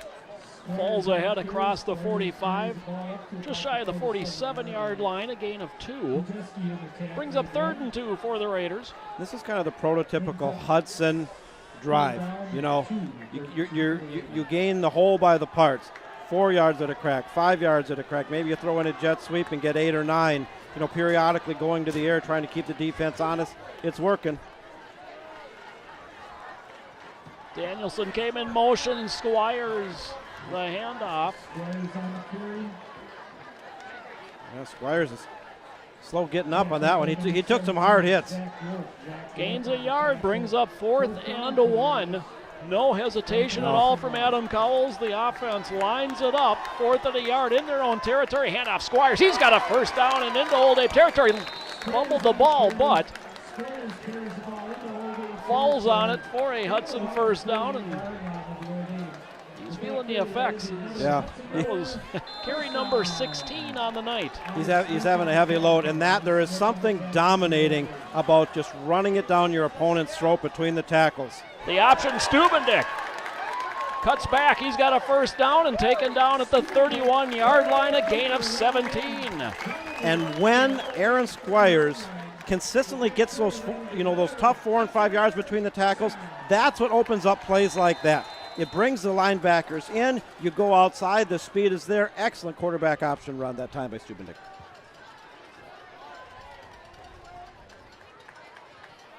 Squires comes out. Jaden Carranza now the fullback. Also checking in is Jackson Helmer, who's at the tight end spot. Counterplay Burgess. And Burgess starts inside the 30 down to the 27 on a gain of 5. And Hudson, again, that hurry-up 2-minute offense. Running players in and out. They practiced it all week. And when it works, it works. They got a good drive going here. This is exactly what Hudson offensively was looking to do here. Officials taking a quick timeout and get things reset. Clock starts back up. 4:42 left to play in the third. 14-10 Raiders, but they're driving. Danielson in motion will reset.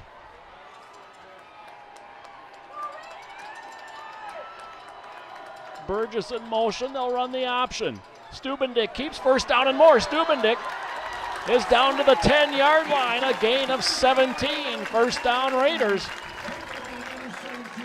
And that is the classic option quarterback, Max Stubendick. He's not big, listed at 5'9", 150 pounds. He is the junior.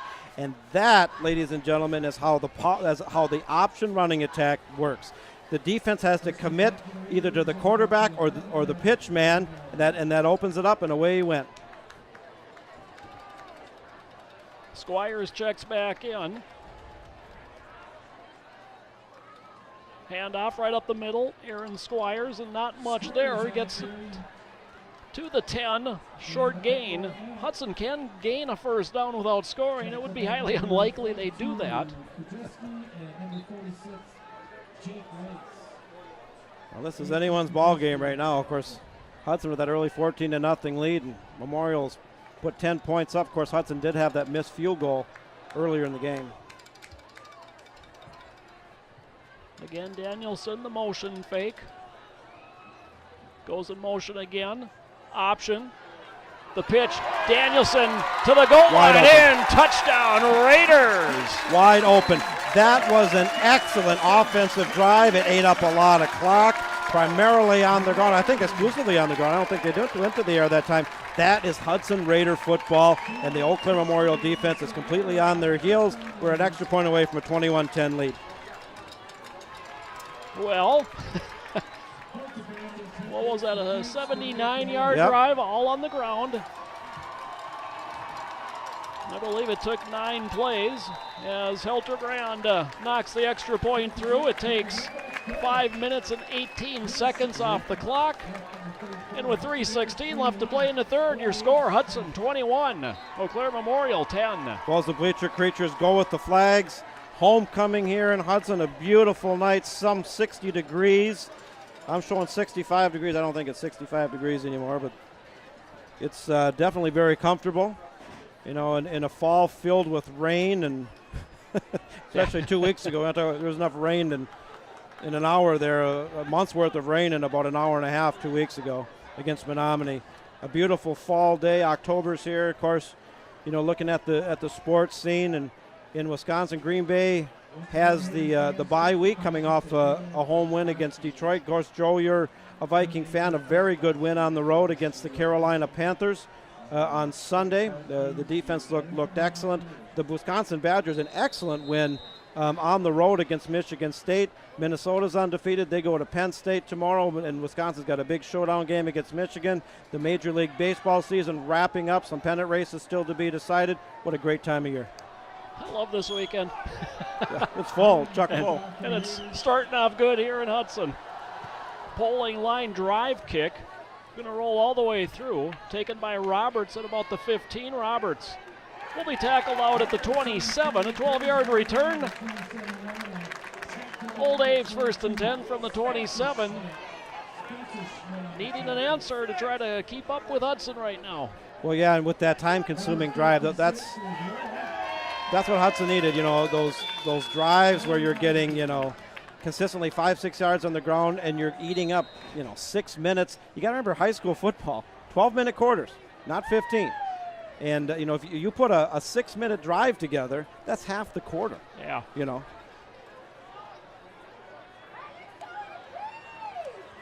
Four receivers in the formation. Calchera swings it out quickly. And stepping out of bounds after making the catch is Ryan Frank. Little pitch and catch is good for 5 yards. It'll be 2nd and 5, Old Abe's. Well, they're looking to, cut into this, to find themselves down basically by 2 scores. You could run score a touchdown, 2-point conversion, then potentially a field goal to tie. But it's getting late. We're going to be under 3 minutes after this play in this third quarter.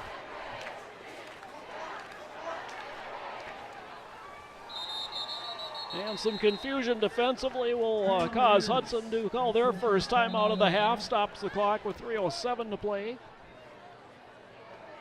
Ryan Frank kind of late, splitting out wide to the far side, and nobody in the Hudson defense went out there with him. Well, the defense will be reminded that that will not happen again. Defensive coordinator Neil Hatfield off to our left. Just such a great coaching staff. It's basically been the same coaching staff in the 6 years we've called Hudson football, and what a great run. As we say goodbye to Newton Field, I recall, it's one of my favorite stories, how the first 20 games we ever did here, we walked away with a win. We went from our first week in 2011 to the playoff week in 2014, having never left here with a loss.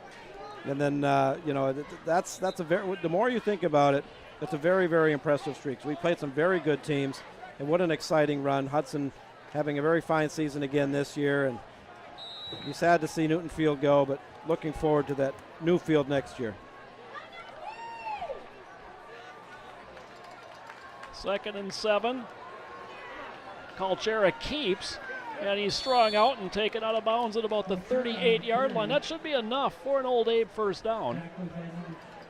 Of course, one of the nice features of the new field will be have the ability to actually have hardline internet, so we can run a better quality webcast for you. We do the best we can with the old field here. We do some creative methods to be able to do this at all, but we get it done. And with better internet, you'll see definitely a better video picture and whatnot. We have to drop the bit rate down because of the limited internet access that we do have here, but stay tuned. Always like to continue to improve our product. And you're sure of that? Did they consult with you? Were you a part of this project? They will. I'll keep showing up until they build it the way I want it. How's that? Fair enough. 1st and 10. Old Abe's again swing it out near side. And it is caught right on the sideline by Sam Hansen. No, in all seriousness, a thank you to the residents of Hudson that voted in a nice referendum here back in November that included, among other things, the construction of a new football field. I think a lot of people wanted it, needed it, and looking forward to it. They break construction on it in March. 2nd and 7. Hansen, the 6th receiver now in the game. Geary on the sweep, cuts it upfield. He's got a first down into Hudson territory to the 45-yard line, a gain of 13 yards. And the Old Abe's got a nice drive going now into Hudson territory. This is still anyone's game if the Old Abe's can put some points up here, even a field goal here at the close of the 3rd quarter. Down to 2:20 and counting left to be played in the 3rd. 21-10 Hudson.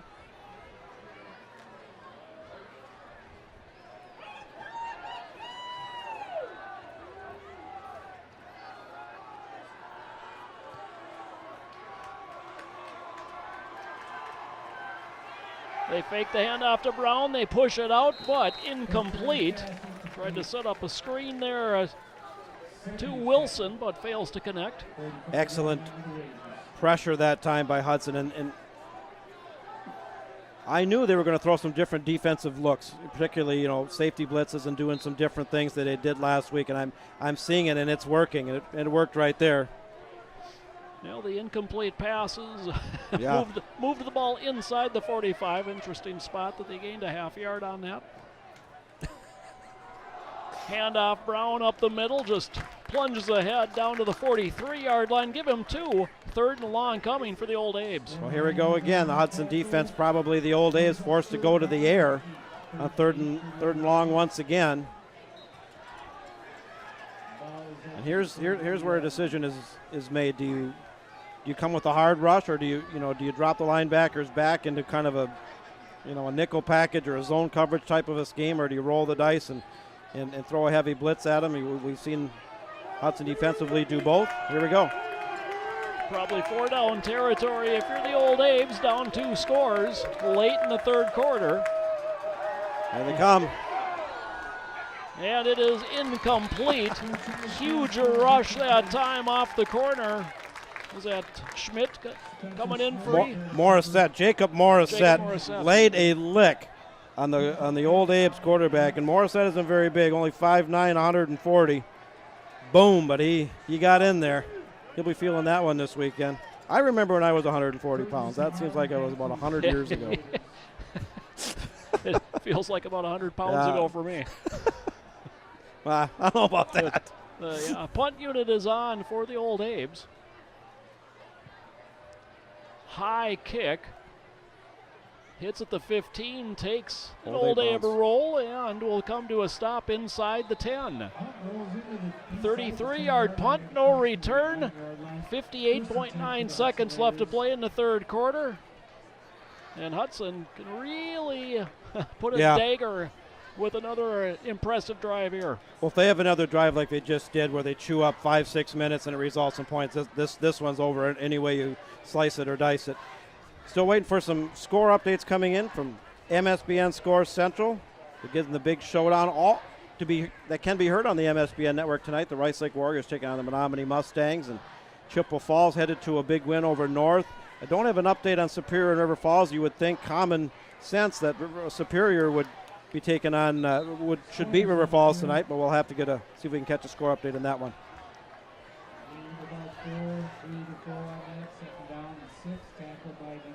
Squires on the carry for the Raiders. Gains 4. It'll be 2nd and 6. Look, we got a timeout here. And again, the Official officials taking a timeout. I think an equipment issue There we go. with the Old Abes, so back to it. Second man through, spinning away from a tackle, Burgess. A first down run across the 20 out to the 22-yard line, picks up 10. Al Kallenbach emails in. Al and Michaela Kallenbach watching from North Hudson. They say go Raiders. And Al says we'll miss Newtonfield, but look forward to the future. And Al, I absolutely agree with you. You know, it's historic, and it'll always have a very special place in my heart. I live right next to here, but really looking forward to the new facility next year.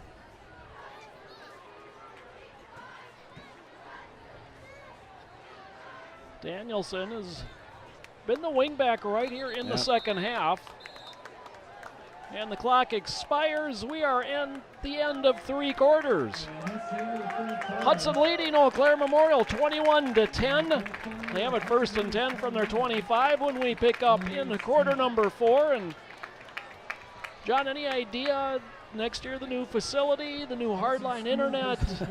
Are there naming rights that are being issued? What is the new facility going to be called? Or any idea? Those are good questions. I just had a couple brief conversations about with athletic director Stephanie DeVos, principal Peg Shoemaker was in here. I had a brief conversation, but those are things that are going to have to be sorted out. I'm very curious. Obviously, that's going to be a big part of the things we're able to do production-wise. The internet is the big thing. That's the key thing in any webcast.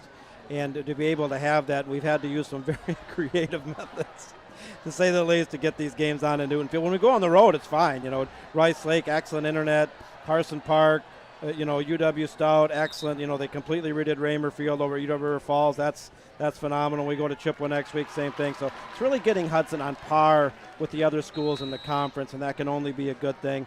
As a traditionalist, I like the grass. We're going to go to artificial surface. We'll see. Hand off to Squires, and Squires cut down after a short gain. Give him a yard, 2nd and 9 coming for Hudson. 19 carries tonight now for Squires. 10 here already in the second half. He's been the workhorse, and that's, you go back with Hudson, Dalton last year and Lockney before that, they have these bigger backs. They like to get a lot of carries, and if you can consistently get, you don't got to get 8, 9, 10 yards a crack. You get 5 or 6, it works, and you just work around that. Danielson in motion. He's the second man through. He's got it. He's gone. got some room. Danielson to the midfield stripe. Cuts back at the 45 and is banged down at the Old Abe 39-yard line. 37 yards on the gain for Cole Danielson. Well, Cole Danielson's a sophomore, and he hasn't had a lot of action, but he's made the most of the opportunities that have been granted him as an underclassman, and he's shown some nice runs. He's had a couple touchdowns here earlier in the season. Good run. 1st and 10 from the 49. Burgess in motion. He'll reset as the wingback left. Hand off, no. Stubendick. Wow. Nearly had his head taken off as he keeps the ball, and coming back to eventually make the tackle was Adam Tracy for the Old Abes. Gain of 2. And I want to show something here. I don't know if the camera caught that. I think Andre Burgess got really popped on that play because the defender, he was one of the pitch options. Got hit hard, got up, swatted the defender on the behind and said, good shot, and went back. That's sportsmanship. I like to see it. Burgess in motion, fumbled snap, and then going down, and his knee hit. Stubendick had Keela down the sideline, but it ends up as a loss as he slips down back at the 42.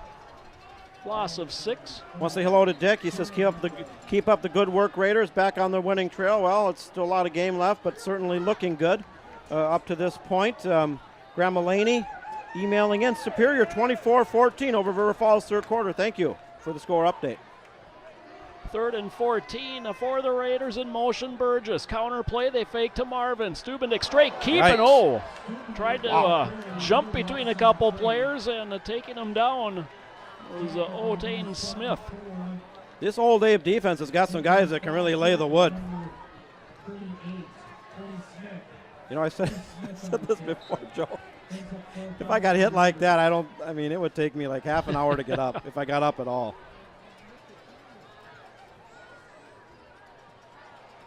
Raiders on 4th and 18 will punt it away. Low snap, Dalton. High kick.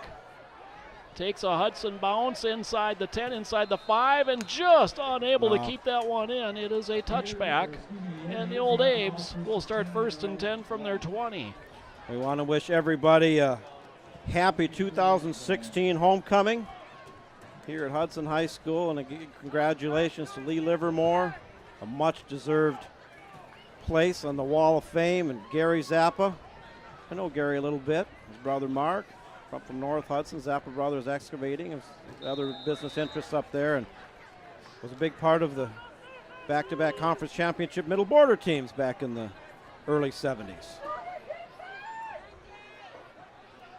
9:13 to play in this one. Handoff to Brown up the middle. Brown is stood up at the 25-yard line after a gain of 5. Well, Brown had a really outstanding first half, but he hasn't had as many chances in the second half, and I think Hudson defensively has been keying on him, and a good-looking back, a junior. He'll only get better. Just as a second carry of this second half, he checks out. Andrew Roberts is the setback. As Gary comes in motion, they fake the handoff.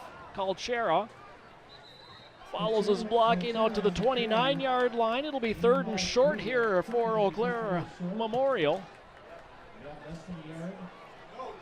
You gotta wonder, Joe, if you're in Fort Own territory with 8:20 to go, down by 11. This deep in your own, tough call. Big down here, nonetheless.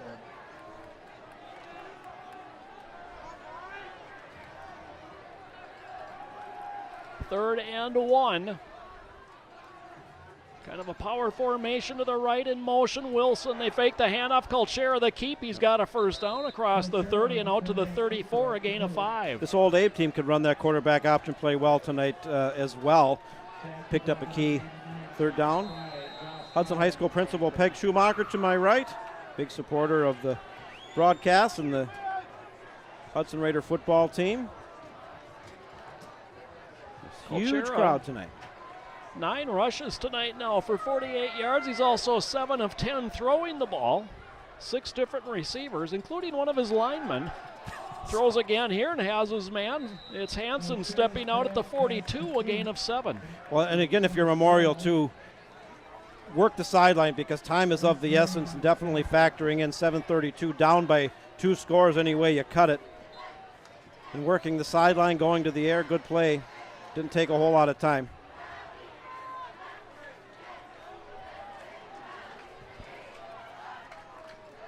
Second and 3. Handoff. Brown tripped up as he hit the line of scrimmage and falls ahead for a yard. Coming up off the bottom of the pile there was Malcolm Kavalowski. It'll be 3rd and 2 Memorial. Clock continuing to run now. 7:15 to play. Malcolm Kavalowski is a big boy, 6'2", 215. He's a senior. Doing a good job from his defensive line position.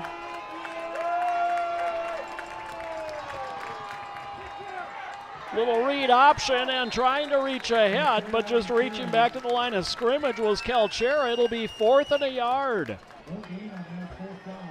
Well, you have to go for it here. It would, from a strategy standpoint, particularly 4th and short, they're not even thinking. There's no way you'd punt it away here. Yeah, Steve Crutchley, no hesitation whatsoever here.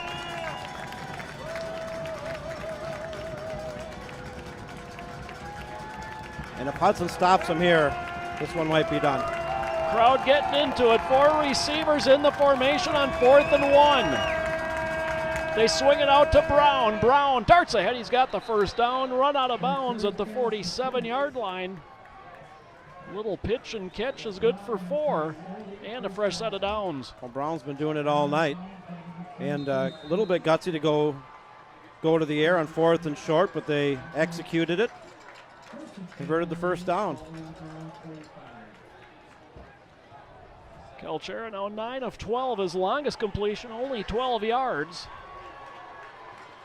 Run the ball in the short passing game on the sweep. Geary tried to cut upfield. Ran through a tackle, and then he is leveled by Dominic Sittenbeko. But it is a gain of 4 on the play. Sittenbeko with a big hit from his middle linebacker spot, and also Jacob Morissette hot on pursuit on that one as well. Under 6 minutes to play, clock running, 5:48 and counting. Old Abe's with all 3 timeouts remaining.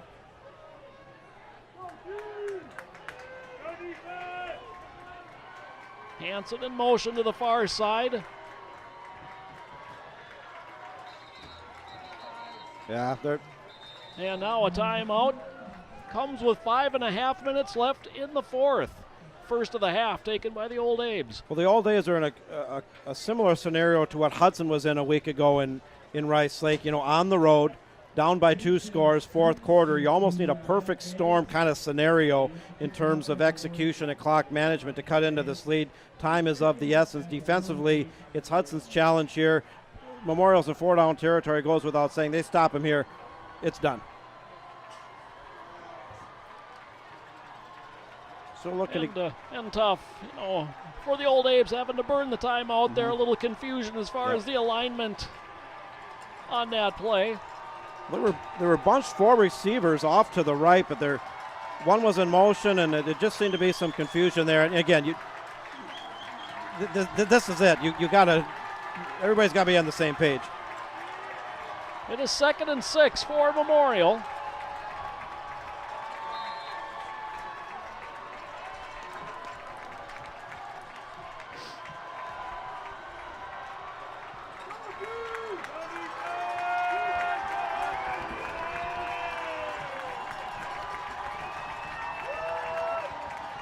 They fake to Brown, stepping away, delivering the pass, and it is caught.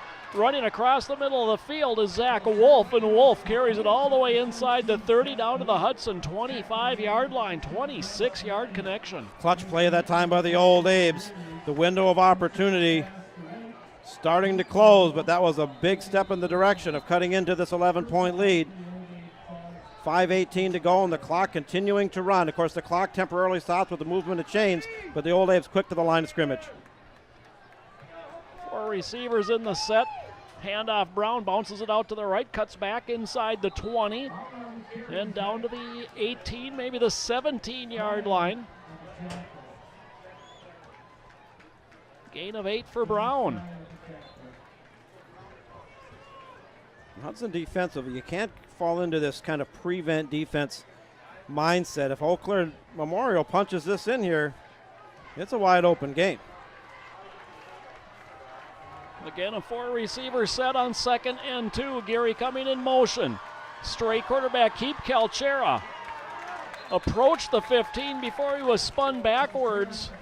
He'll be very close to an Old Abe first down. Sittenbeko in on the tackle there amongst a host of others. Memorial does not have the luxury of wasting time here. 3rd and inches. Just outside the Hudson 15. They need to cross the 15 for a first down. It will be under 4 minutes before we snap it. Little pitch, Brown falls ahead. He's got the first down. They'll mark it at the 13. Clock momentarily stops at 3:55. Of course, Memorial, 2 timeouts. They had to burn 1 that possibly could come back to haunt them on that confusion on the previous play, on the couple plays ago here.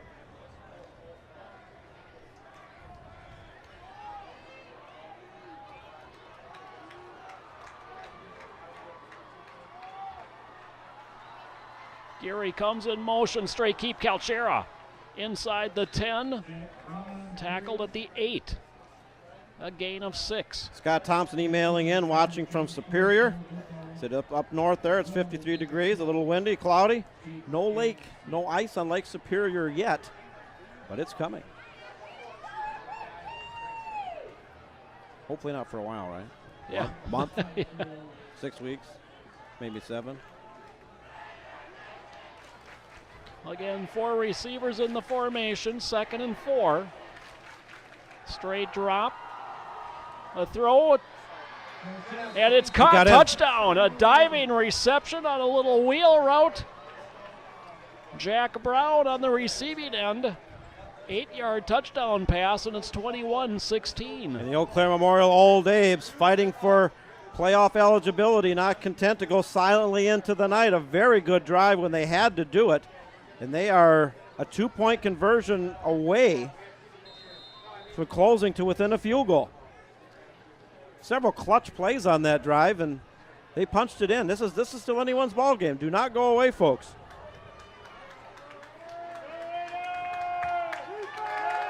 So a 2-point conversion attempt to try to draw within 3.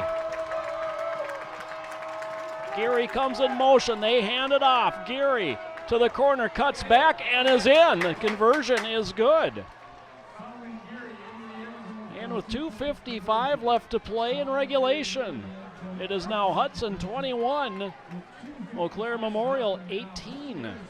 Well, you know, the window of opportunity just reopened a little bit here as the Memorial Old Abe's with several clutch plays punch it in, capped by a 2-point conversion, and we have ourselves a 3-point game. Joe, we talked about this coming into this game. These two teams both fighting for playoff eligibility, right in the middle of the Big Rivers Conference pack with 2-2 conference records, 4-2 overall records.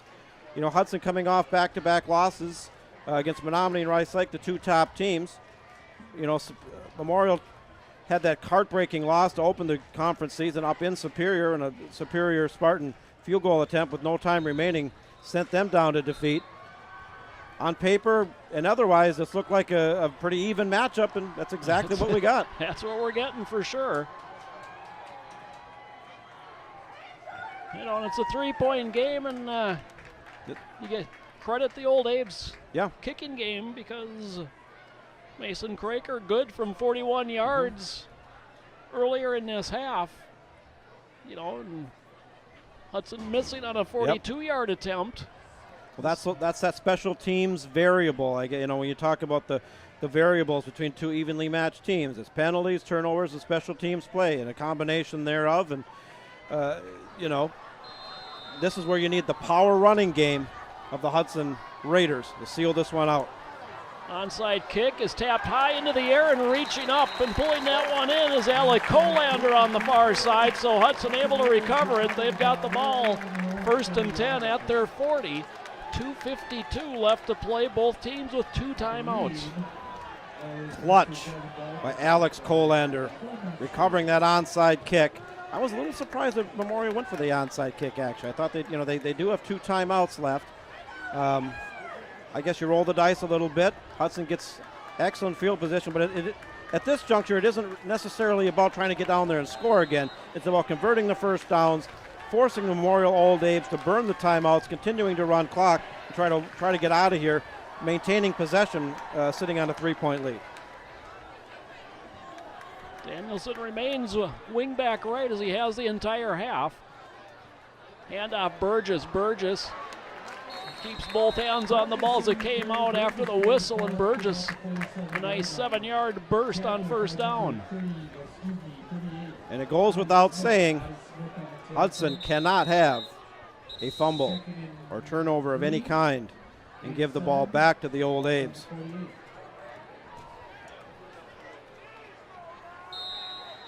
Referee stopped the clock there momentarily, and now started back up. Hudson with plenty of time on the play clock. Stubendick checking, making sure he's aware of exactly how much time, as Hudson will milk every tick they can. Under 2:15 to play in the 4th. Option play, Stubendick keeps. He's got a first down, spins inside the 45 to the 44-yard line. That's a Hudson first down, a gain of 7. And Max Stubendick has been doing it all night long on those quarterback option runs. A key first down pickup. More and more, Memorial's going to get forced into a position to have to burn those timeouts.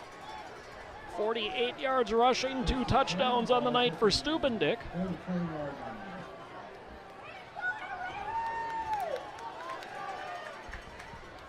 The Hudson faithful smelling potential victory here. And the pitch, Burgess is taken down inbounds. He loses a yard, and that will force the Old Abe's to burn timeout number 2. Stops the clock with 1:32 left to play here in the 4th. A little bit of a risky play. Anytime you have that pitch play, you potentially open yourself up if a safety or a linebacker busts through, to stick a hand out, that'd be a live ball. 2nd and 10 here. Of course, only 1 timeout remaining. If Hudson is able to convert a first down, it's pretty well going to be done. Of course, I'm going to be on WCCO tonight. Tune in at the usual time, 9:45. One of 5 MSBN call-ins, a full complement of games all across the network tonight. 21 games total. Wisconsin, Minnesota. With our partners, we got a big Lakeville North, Lakeville South game going on over in Minnesota. South St. Paul's taking on St. Thomas Academy. That's a big rivalry game. They've had some great games the last 5-6 years. I had a triple overtime playoff game a few years back, 32-31. South St. Paul beat St. Thomas Academy in St. Thomas Academy. That was a huge win for them. And of course, the Cadets went to the state championship game last year, falling just short, runners up.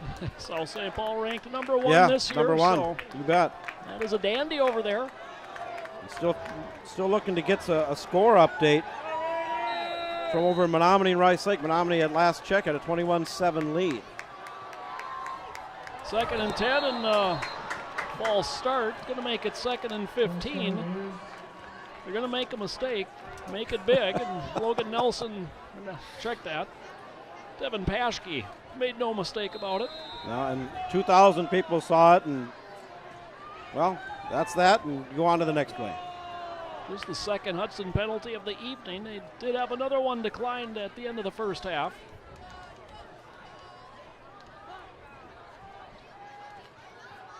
Handoff. Squires right up the middle. Gets back to the 45-yard line of Eau Claire Memorial, and that is where the Abes call their final timeout of regulation time, stopping the clock with 1:26 left to play. And Hudson facing 3rd and 11.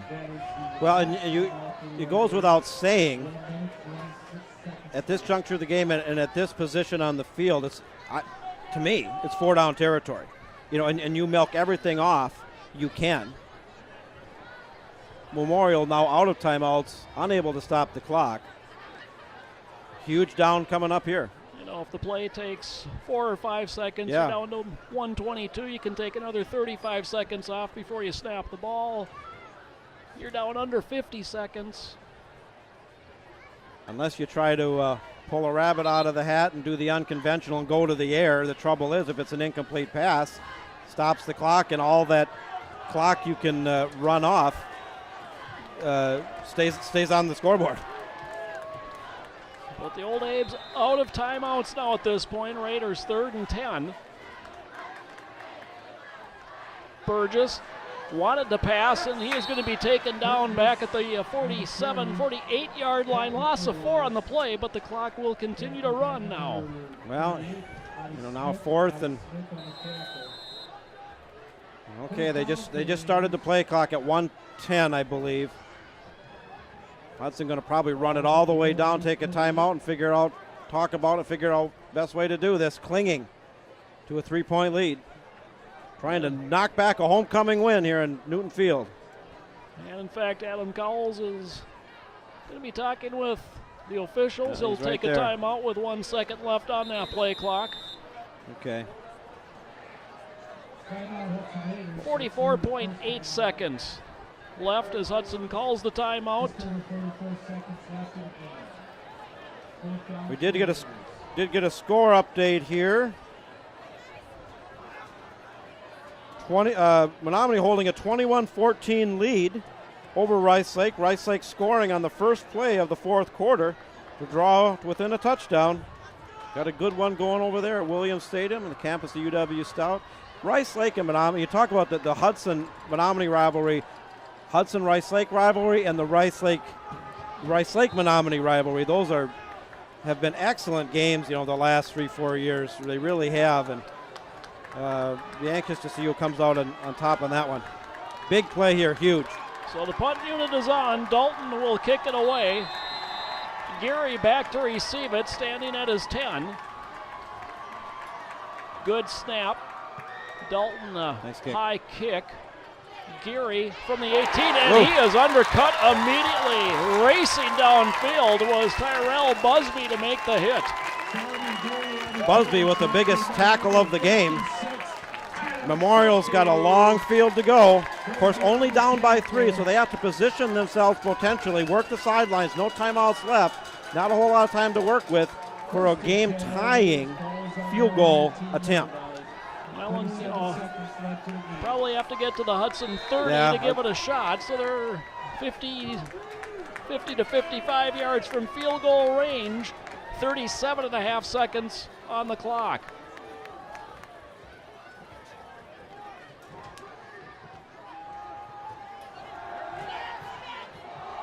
Throwing the long out, incomplete, intended for Hanson. Colander there defensively for Hudson.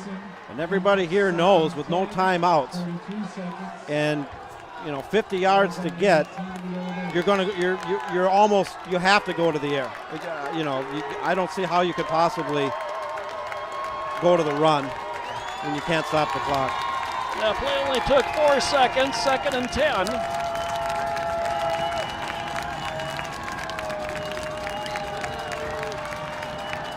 Straight drop with time.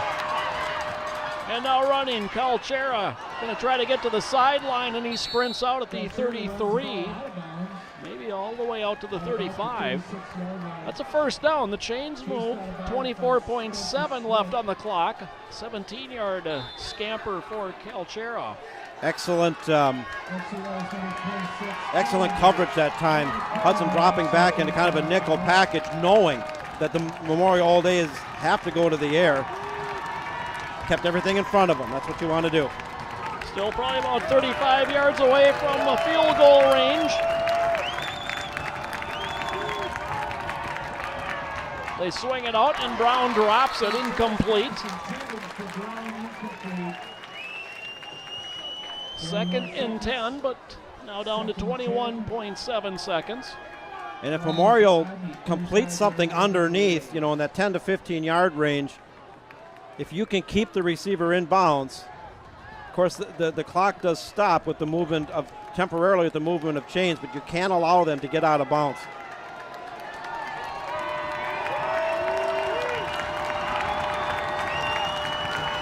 Three receivers right. Calchera throwing over the middle. He's got his man and trying to get to the sideline and able to do so. And then, oh no, is it a late hit? Will there be a flag there? No. Oh my. Boy, that was close. Jacob Dalton, the hit right along the sideline. And if that was called, that's a 15-yard personal. That's huge. That would have been field goal range potentially. As it is, it's an 18-yard gain, 14.8 seconds left. I would say, Joe, not a whole lot of time to work with. They probably got, probably got to get to the 30.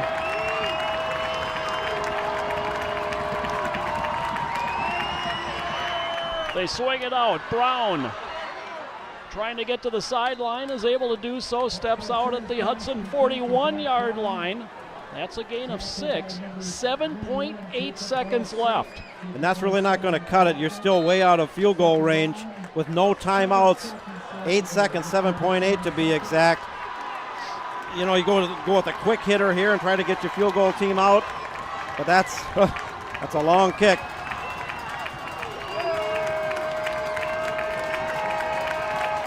The safety's 20 yards off the line of scrimmage. That's The exactly quick what they out, did. pitch and catch. Geary steps out at the 33, sets up what would be a 50-yard field goal attempt. There's 4.3 seconds left. Actually, they spotted at the 35. Well, you don't have any choice. There isn't enough time. You can't stop the clock. 4.3 seconds.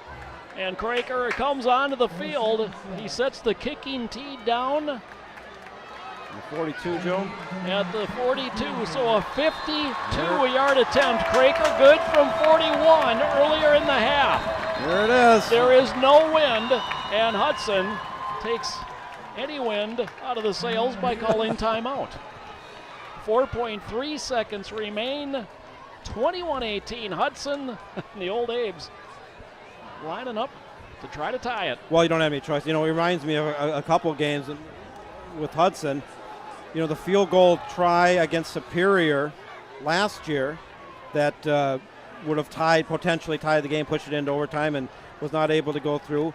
The year before, up in Rice Lake, in that crazy 56-54 game, a potential end-of-the-game field goal attempt to win it did not come through. So we've seen comparable scenarios from Hudson's side in recent seasons, and this is a long kick. I like being on this side Yeah, of the well, scenario. I like this. Yeah. So Mason Kraker, 52-yard attempt. Sam Hansen, the holder. Tyler Nichols, the snapper. It's down. Kraker's kick end over end is going to be short. And the game is over.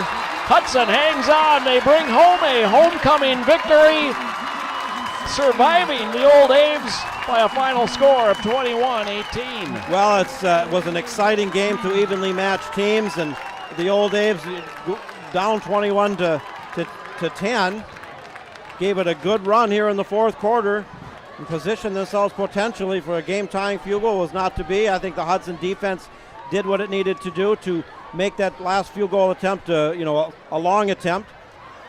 And he'd already hit one earlier in the game, so you knew the potential was there. But that's an awful long kick to try to tie a game, and Hudson comes out of here with a hard-fought, close homecoming victory.